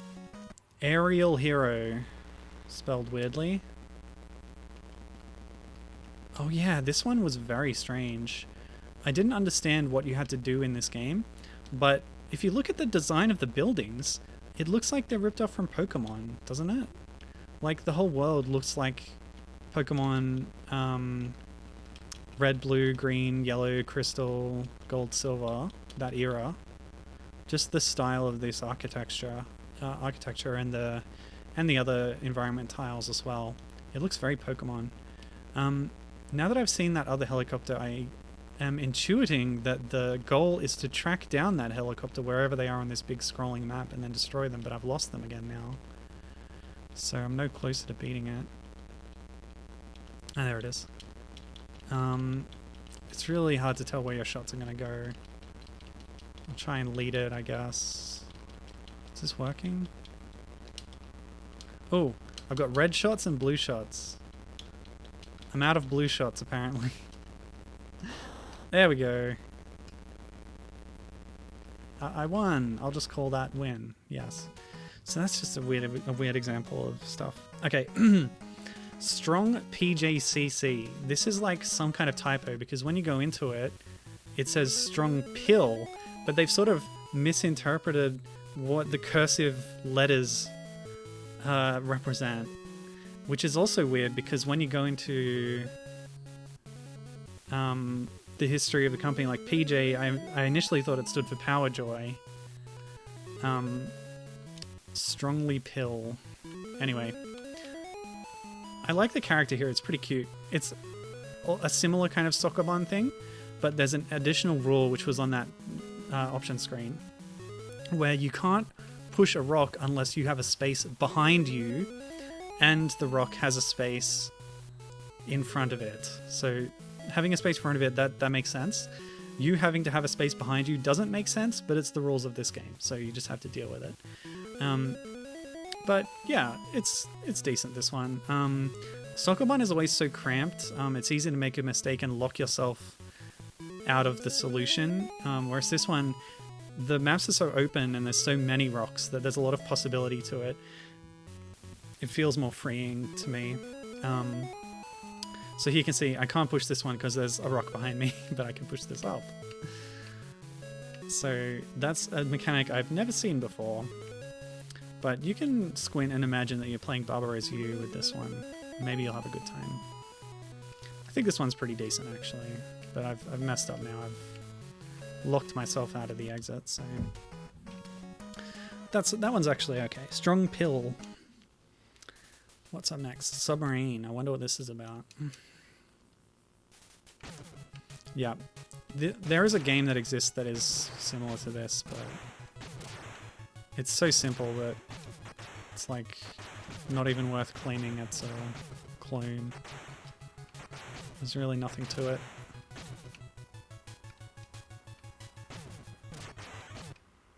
Oh, I guess I destroyed enough submarines to advance. Yeah, that's pretty cool, I guess. Surfg Sport. Skiers Speed Course. So this is kind of like ski free, I think. You got to slalom down this hill, but it's not a hill, it's an ocean.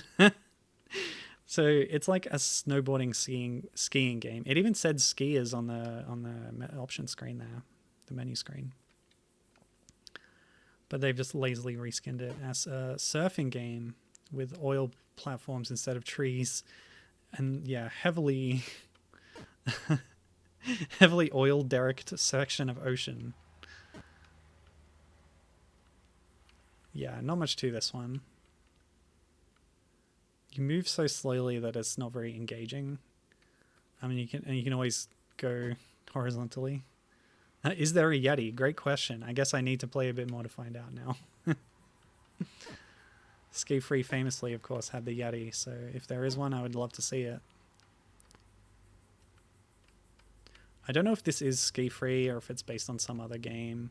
It had that Intellivision Atari style font in the menu, so it's probably based on some game on that platform.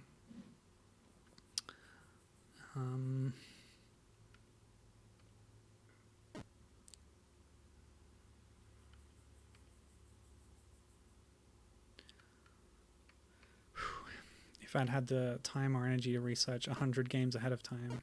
It doesn't take too long. Because of the pages on Bootleg Games Wiki about Nice Code and Inventor, pretty much every game in this collection is documented on there.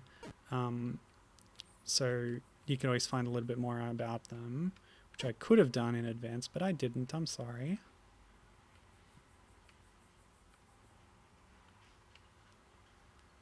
Yeah, I'm not seeing any Yetis. I think this is just endless, I'm gonna guess. So, never mind. We're almost at the end of list A, and then I can pick out a few that I've made notes on from list B to show off. But yeah, list A, this is what I surmised were the top hitters that they picked to be up front. And this is another Snake game. It's a lot better aesthetically than the previous one we played. So it's got that going for it. Fire Dragon. Toad in the Hole. Oh, there's a million of these games in here. As many of the racing games as there are, there's like twice as many of these dumb whack-a-mole games. They're bad, and they're really clogging up this collection. So when you read 240, it's more like, you know, 180 unique games, or maybe less. But yeah, not a very good one. Toy Bricks, what is this? Oh, this is like Mario Paint. Yeah, you can stamp in all sorts of stuff. If we scroll over here... Hold on. There's a section, like you can pick play or look, and look is like pre-made pictures that were done with this interface, which is, you know, kind of interesting, maybe. Toy Factory. Alright, this is pretty simple. It's really just catching things that are the right color. What? Oh, right. If it's a bomb, you put it in the recycling. Don't try that at home, by the way. So clocks is the relevant yes, and bombs is the no. But there's also orbs. So you recycle that, etc. There you go. It's pretty simple. Cute mouse. Cute mouse. Tunny! I showed this one briefly on the previous stream because it has Donkey Kong relevant content. Let's go. Look at the head of this villain. They've taken Donkey Kong's head and put it on the villain. Otherwise, this is a clone of Capcom's Sun, which started on the arcade. Got a Famicom port, and you play as the Monkey King Sun Wukong, jumping between different platforms and shooting things. So it's another Donkey Kong game, sure. And this helicopter is our newest Donkey Kong hero. Let's say that Stanley the Bugman is in there flying it. He's a known aviator as of Sky Skipper and Super Donkey, where he flies under his own power. Just by stretching out his arms. What a guy. And now he's got a helicopter license. Anyway, if you play far enough, you get to see that villain. You get to fight like 5 of them at once. So you get 5 Kongs on screen at once. They're probably like the baddie Kongs from Jungle Beat, actually, come to think of it. Alright, Utmost Warfare. Great name. Excellent name. The game itself is a little bit odd. It's another one of these pseudo 3D scrolling ones. Better than the other one, though. The play control feels more responsive.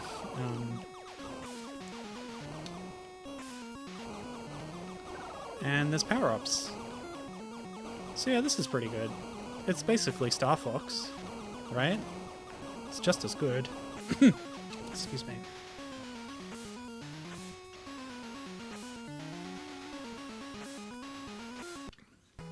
Okay. Vigilant. Constant vigilance is the price we pay for decent games. Oh, it's Gradius. Okay. Well, it's a Gradius-esque game. What's simpler, though? Never mind. Let's move on. Just a few more till we're done with List A. Hang on a second. This looks familiar.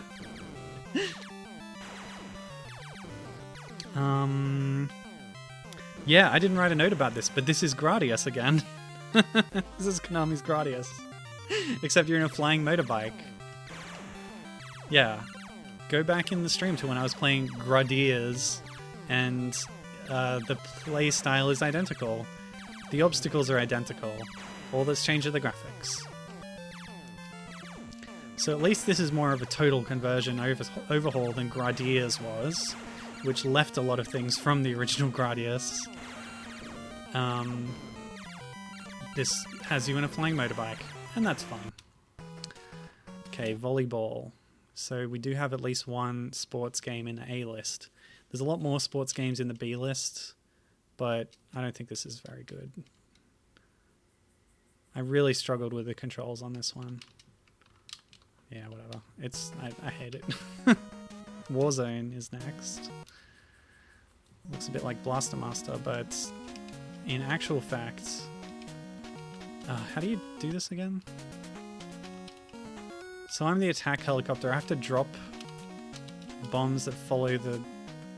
Or, yeah, robots or troops or whatever? I don't know. I forget how to do it. And then you have to drop enough in different places that the gunner can't multitask well enough to stop them. But it's very difficult to do. Oh, there we go. We got one. And then if you're attacking, or if you're defending, you're the gunner and you swap between them. It's pretty simple. Water pipes. Yeah, it's Pipe Dream. You place the pipes. You know how this works. It's a thing that exists. Moving on. Wild Worm.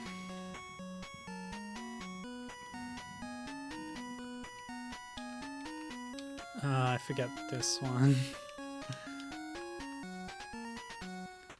The worm moves so slowly. It's kind of like the fish one, I guess, where you're just Eating some things, avoiding other things. But the movement speed is so slow, it's quite tedious. Stop it. Okay, finishing up the A-list, Wonder Ball. What is this? This is an A-list game? Seriously? You chose this? Who knows how they arranged it? What the logic was? I don't even know how... moving on. Just to show you what these are like. This is basically like Konami's Track and Field on the NES. I just got a false start. The separate events from the Track and Field style game are separated into individual games on this list, which is another bit of bloating. Some of them are interesting though in that they use like caveman characters from a different game instead of those athlete characters. But anyway, it's not that interesting. Let's see. I've made a few notes on other ones in the B list to show. So I mentioned this before, but Bither is a Puyan clone, Konami's Puyan, where you're the pig saving the little... You're like a mother pig saving the baby pigs from wolves, except in this case you're, I don't know what you are, a robot or something. But if you played Puyan, you'll recognize this. They have umbrellas instead of balloons, but it's the same.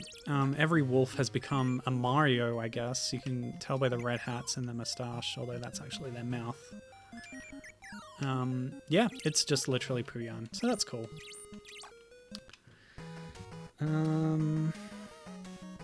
Bounce is a Mappy clone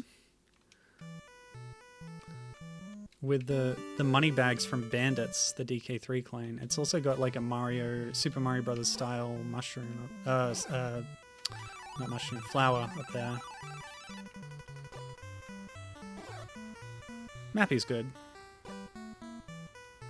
And it's kind of an approximation of the music of Mappy. Anyway, that's a good game. If there's any that you want me to show that catch your eye in the list, shout it out, but a lot of the time you can't tell what it's going to be based on the name. So yeah, Dada is Popeye. It's even got the music. When you get the power-up, you'll hear the Popeye music.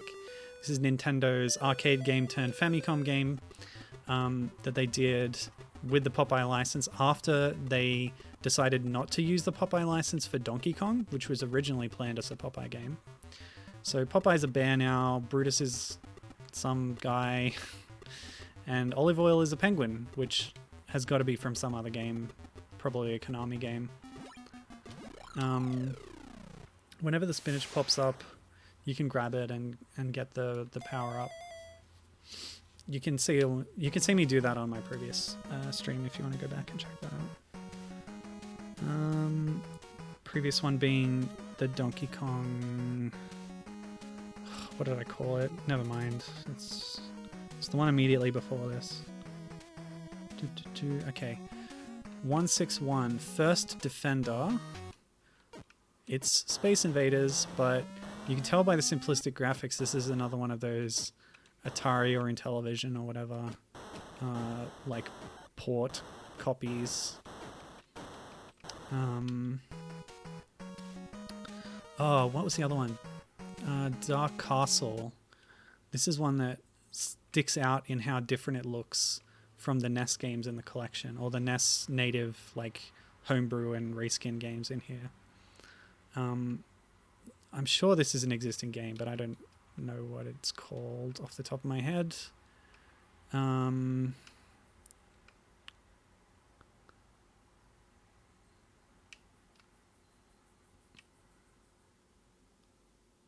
No music, unfortunately. But yeah, my objective is to grab an orb, which I've been sort of pretty incompetent at. Do you recognize what this is supposed to be given? Once the orb passes through, you get powered up and then you can chase the dragon down and attack it. Like, this is definitely an existing game. Gibbon says, it looks like the sort of thing I would have played over and over again as a kid. Yeah, and it's half decent. So, yeah. This is one I noticed in the list. What else did I notice? There's a lot here. Okay, 137. Cobra of Sky. This was interesting to me because it's large scrolling map. So once you take off from this aircraft carrier... whoop. Whoa, what? Okay. Yeah, you fly around and it's huge. The playing area is simply enormous and scrolls in every direction freely. So I thought that was pretty impressive. For all I know, it's another clone, but since I'm none the wiser, I'm just impressed by what they were doing here. Well, it's still impressive whether it's copied from something that already existed, in which case credit goes to the original developers, or it was made by these bootleggers. Yeah, either way. Pretty cool. Conqueror. Have a guess what that's about? You will not be correct, because in Conqueror you play as a baby riding a dolphin who has to jump through hoops. The baby looks a lot like BC Kid or PC Genjin or Bonk, as you might know him. Note the position of the tail. I think this is a dolphin, but I could be wrong.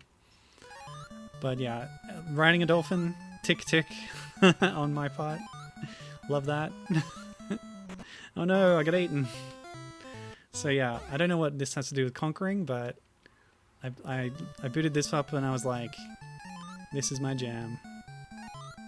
It's not very good, but it's cute. Oops. Yeah, you don't have air control. After making a jump, you have to commit.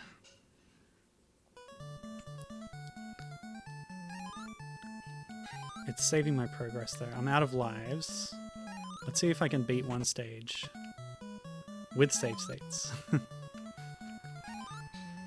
Ah. Rude.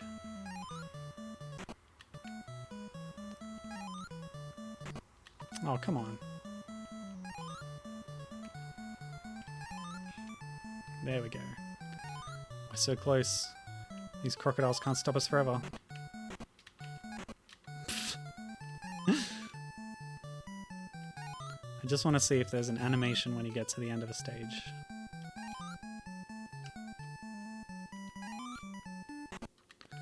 So this is going on the list of games where you ride a dolphin. There's a lot of them.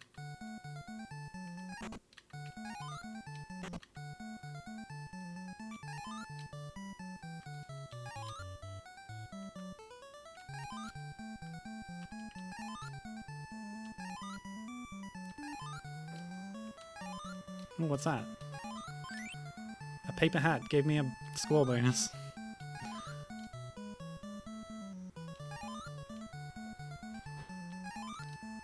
The island home! Hooray!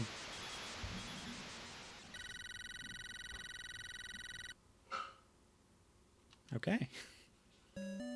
Oh, what? It's a completely different game in Stage 2! Well, not completely different. But I'm not riding a dolphin anymore, so it's a lot less interesting to me.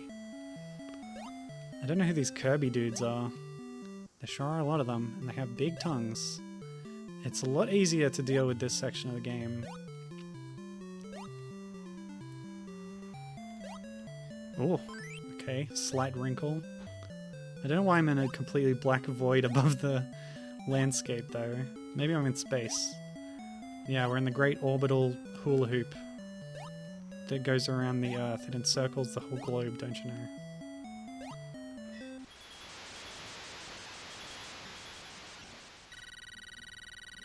Now I'm curious. Okay, now I'm riding on an urchin. Oh no, I lost it. Oh, I gotta land on the next one, huh? Yeah. Oh, that's interesting. Okay, this game, I didn't give it enough credit. This has mechanics. Look at this. Oops. Yeah, since you commit to a jump, it's actually kind of difficult to be precise. Ah. Guess you gotta back up and then take a running jump.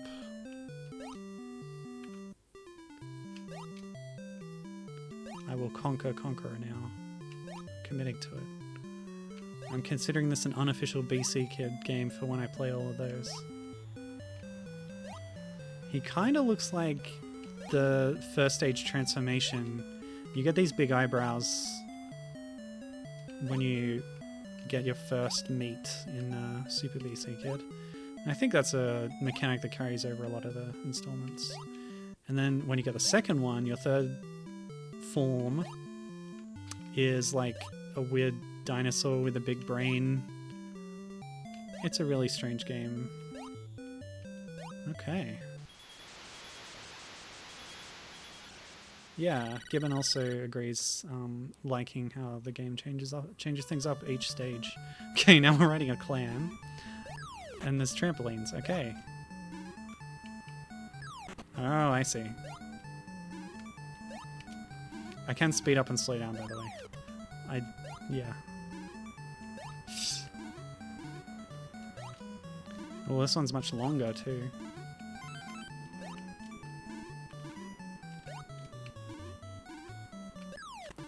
The obstacles aren't that interesting, though. They're repeating a lot.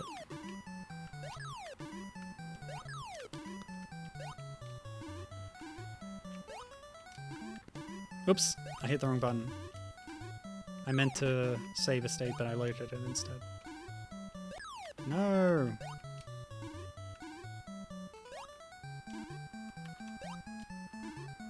Okay, I'll stop trying to speed it up. Just treat this as an auto runner.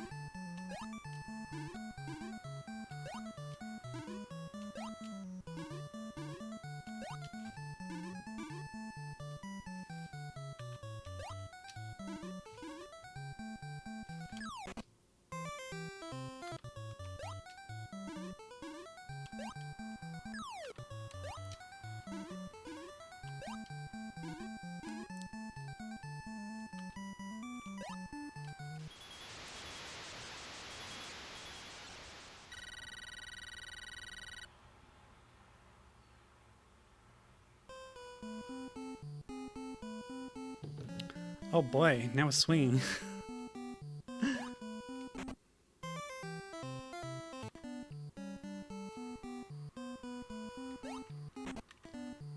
Those turtles have got to be bounceable, right? Yeah.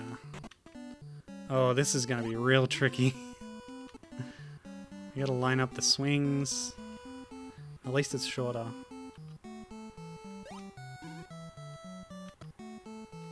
This is also an existing piece of classical music.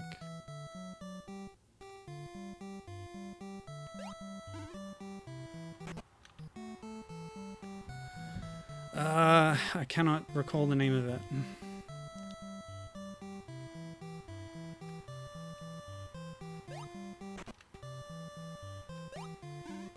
Meh. Aha! Gibbon found it. She was doing research. Dark Castle is a clone of the old game Thunder Castle. I knew it. I knew it had to be a clone of something. What console is Thunder Castle on?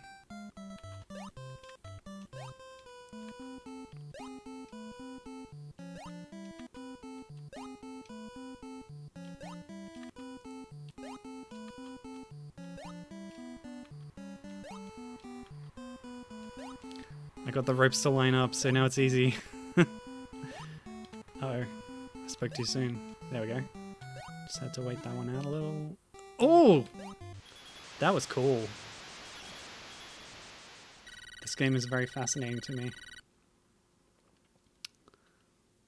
I couldn't clear the first stage when I was playing it on the machine itself, but now that I have save states, it's much more doable.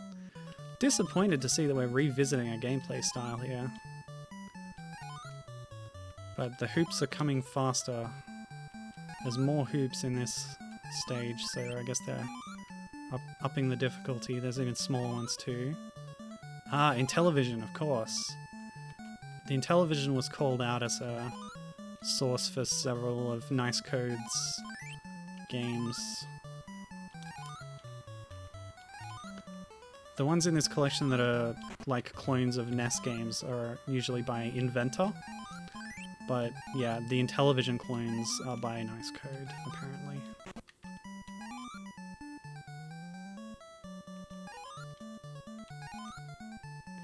So we might have reached the end of this game's novelty factor if it's going to be repeating gameplay styles.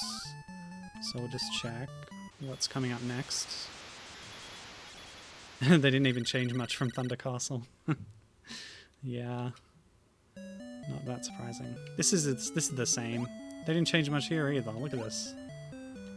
There's just more fast Kirby's this time. Alright, that's enough of that one. Alright, what else did I have? I wanted to show you Edacity Snakes, because it's another example of a copyrighted character being just taken and used, because I think that is Car from the Jungle Book from Disney on the title screen. Tell me if I'm wrong, but that's what I thought when I saw it.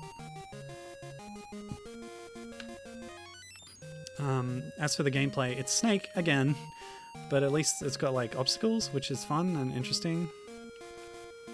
Gibbon agrees that it is Car. Good. I was correct. Alright, what else did I note here? Fish War. That's another version of that same fish game, isn't it? Oh no, it's different. It looks different. But it's a similar style thing. You eat the small fishes, you get bigger. You avoid the bigger fishes. I think this is a better implementation of it than the earlier fish game that I played. Yeah, okay. 166 I noted because you control a mouse cursor. It's free cell. It's just free cell. But moving this pointer around really slowly is such a dumb interface for this control scheme. Anyway. Okay. A couple more on my list of female protagonists from list B. Happy Adventure.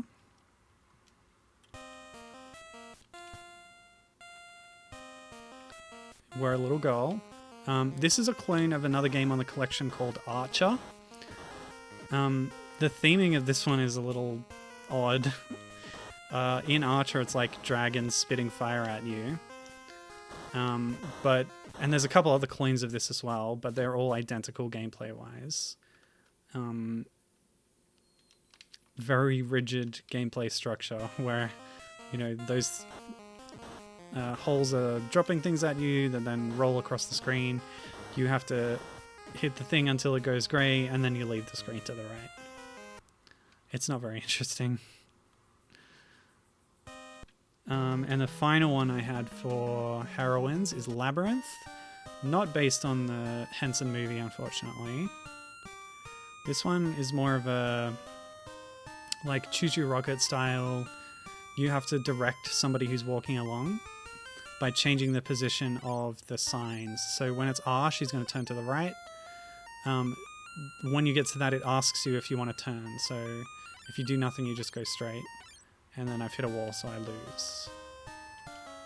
There's a couple of variants of this as well, but it's not very interesting. Okay.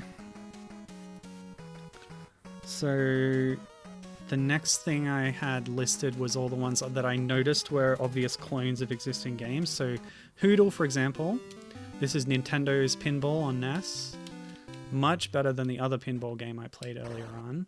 Look how smooth this is in comparison. But of course, they're taking a game engine developed by, Nintendo. So,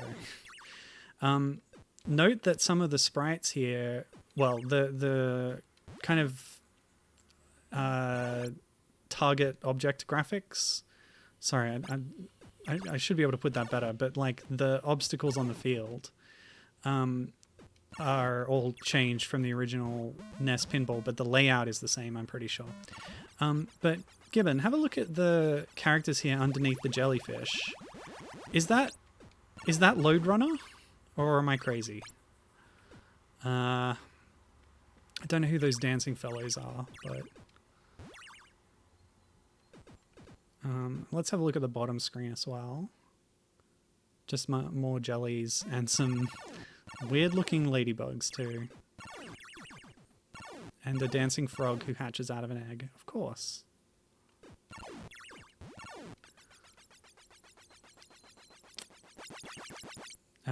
Yeah, if it's not Lode Runner, it's another existing character that was on a NES game that I'm just can't think of right now, but that like winged helmet, it's all very familiar. So the winged helmet is not a feature of the original Lode Runner. Okay, my mistake then, but Gibbon seems to agree with my assessment of it looking familiar and probably a rip-off of Lode Runner. So yeah, that was interesting. So that's Hoodle. What else have we got here? So Airway on this next screen is another Xevious clone, but in this case it's a lot more bland in look because there's a lot of grey. So yeah, again, it's the Solvaloo. It's Xevious. Magic Bubble is maybe not exactly ripped off from an existing Tetris installment, but it's the gameplay of Tetris. We've heard this music already too, but the fact that you're controlling a mouse cursor to start the game is very odd to me and suggests that it's either original for this and just a weird interface choice, or it's copied from like a computer version of Tetris, which there were a few of. But yeah, it's not Tetris, it's Magic Bubble, of course, so yeah. So these are like the ones that I noted that I recognize, but I don't want to give the impression that it's all rip-offs. As we've seen, there's plenty of, you know, more or less original homebrew stuff on here, which is interesting. But also it's fun to see a familiar thing that's been remixed in an odd way. So Risker is an Excitebike clone, but instead of a bike, a motorbike, you're on a little car, which makes the stunts that you do all the more strange. They've got the nice turning graphic for the car, and yeah, I don't know how you're supposed to tilt a car so much in midair, but you can do it apparently.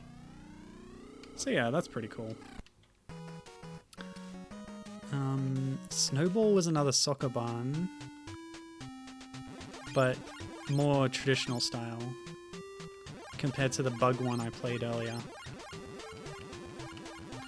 Expert Software's 40 Games also had a soccer barn, a series of soccer barn clones called Bulldozer that were pretty well implemented. That was Frere Jacques, by the way. Spa is Nintendo's worst video game, Urban Champion, but this time you're like a troll in front of a tree. So it's not Urban Champion, it's like Magical Forest Champion. Yeah, but the game itself is not any better than it originally was. Terrible game. Star 2 was similar to that Helicopter Fantasy Zone style thing, but you're a dragon inside this like cavern thing. I liked the aesthetics of this one with the dragon, but unfortunately you don't get the radar in this version, so that's a bit of a detriment. Surface Fire was another Centipede one, but this seems to be more like NES style title screen and UI rather than possible Atari, Intellivision, whatever version the other one was. But this is also more faithful to the arcade one, where there's a lot of obstacles existing on the field that you have to clear off bit by bit. So if you're after a more faithful Centipede, I guess, here it is. What was it called? Surface Fire. No elves and stuff in this one though, sadly. Wait a minute, that's a Snapjaw from Donkey Kong Jr. What are you doing here? That's great. Oh, I love that. Also, the fly replacement, I think, was used in Rescue Cuck as the replacement for a Snapjaw. So there's two types of Snapjaw in that game. That's bizarre. How good. Okay, Turtles. Another possible use of copyrighted content, which is rare in the 240-in-1 collection, but it is there. This is Lode Runner. It's just Lode Runner. But the music is... Oh, what is that? I recognize it, but I'm a Ninja Turtle. And the Bomberman Lode Runner robots are the same from the original, by the way. So this is like another missing link in the Conti rescue car load runner continuum of clone games. Oh, you can climb down a hole and get killed by a robot? I didn't know that's... But yeah, given confirming that this is just Lode Runner. Is the music from Lode Runner? Because this background music, it sounds like Donkey Kong-esque or something like that. It's not actually Donkey Kong, but yeah. Anyway, yeah, there you go, Turtles. I'm Leonardo, I think, if I remember my Turtles right. I don't. I'm probably wrong. And speaking of Nintendo games, the last one I had for clones here was that I noticed, and there's going to be more if you check the Bootleg Games Wiki pages, which I didn't have time to do thoroughly. But this is Balloon Fight. It's just Balloon Fight. Except we've got a little umbrella. The enemies are not birds, they're just little dudes with propellers. Oh, okay, Gibbon is confirming to me that the music in Turtles was just, it is from Lode Runner NES. So, cool, good to know, thanks. Oh yeah, screen scrolling, I forgot that is a mechanic. Go away. Oh, I should show you as well the fish. There it is. I'm pretty sure that's the same fish from Balloon Fight. They didn't change that, maybe. Okay, and that's actually all I had for notes on this. And that's the very last game in the collection. So there's a lot of other stuff in here, but like it might not be that interesting. Like Small Dinosaur, that could be cool. No, it's just another falling object catch game. Okay, the crocodile sprite is very cute, or the dinosaur I suppose it's supposed to be, but the game is quite boring, so. Also, Rural Goblin fires the imagination, but it's the same music again, and it's the same whack-a-mole gameplay again as well. Wait, what gameplay is this? You just press the button, you don't even move the cursor or anything. Lame. What else? I think I'm probably done now.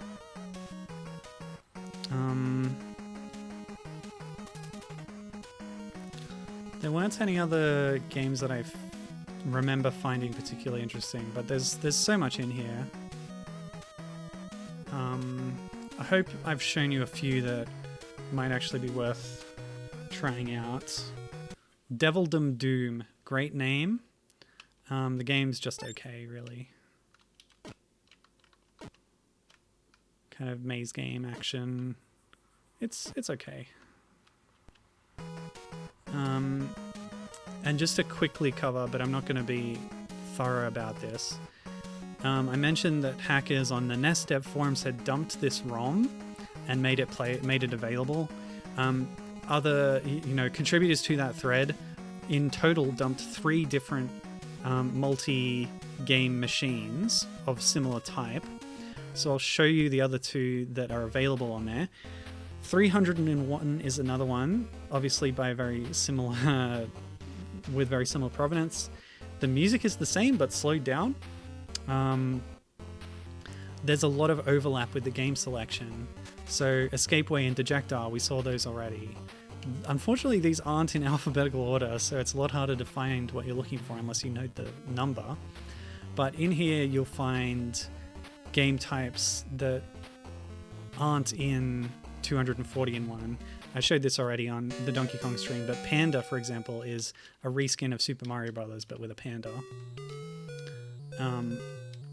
So there's a bit more variety, along with 60, extra games. But there is some overlap. I haven't done a full inventory of like these games in here. You might also notice on this one that the screen is wider. I believe that 240-in-1 is a 4:3 presentation, whereas this one just stretches things out to a slightly wider format. Which means that games that were existing games that have been put into here look like they've been stretched wider. This is Conte Energy that I referred to earlier. It's got the face of the Donkey Kong Jr. from Rescue Cook, but it's Lode Runner. It's NES Lode Runner. He does have Mario's overalls as well, so that's a bit more of the history of the Conti character. Oh, okay. I haven't played Monster World 3, but Gibbon is saying that the dragon on the menu here is from Monster World 3. Huh. That's really interesting. Yeah, I don't really have notes on what I can show you from this. Hexapod War is another one that sounds interesting, but is actually boring. It's a clone of that fish-eating game, but hexapod being a reference to insects with 6 legs, I guess. Nobody calls them hexapods. So yeah, 301. If I've got the time and inclination, this deserves a more thorough look at some point. Oh, it has Squoon as well. It still has the title screen intact, by the way. Alright. Just to quickly cover the third game that was dumped in the thread. It uses hardware that allows for a much more advanced title screen with higher fidelity music and graphics, but all the games in each of these submenus is the same kind of NES style game, including a lot of overlapping games that we've already seen,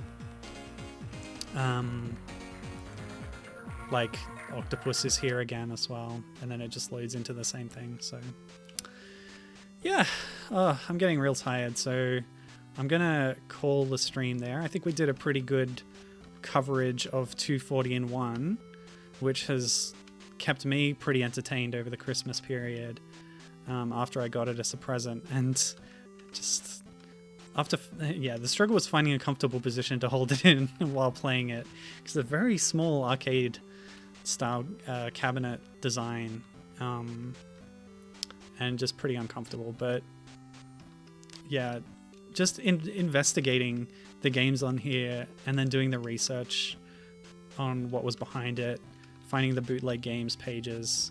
It's all pretty fascinating stuff. And I never had pirate bootleg multicarts in my youth, so this is kind of the closest thing.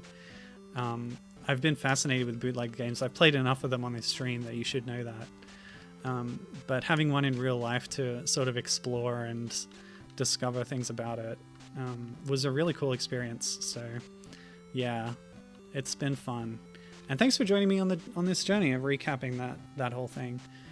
Hope you've enjoyed it, and I will have links to where you can download the ROM yourself and the 2 others that I've just shown briefly. So yeah, I can't pause this apparently, so, and this music is way too loud. Shoot game.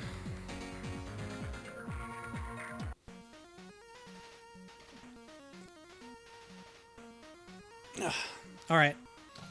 Thanks for joining me. Next week, I'm going to be playing Conqueror Post-Nin.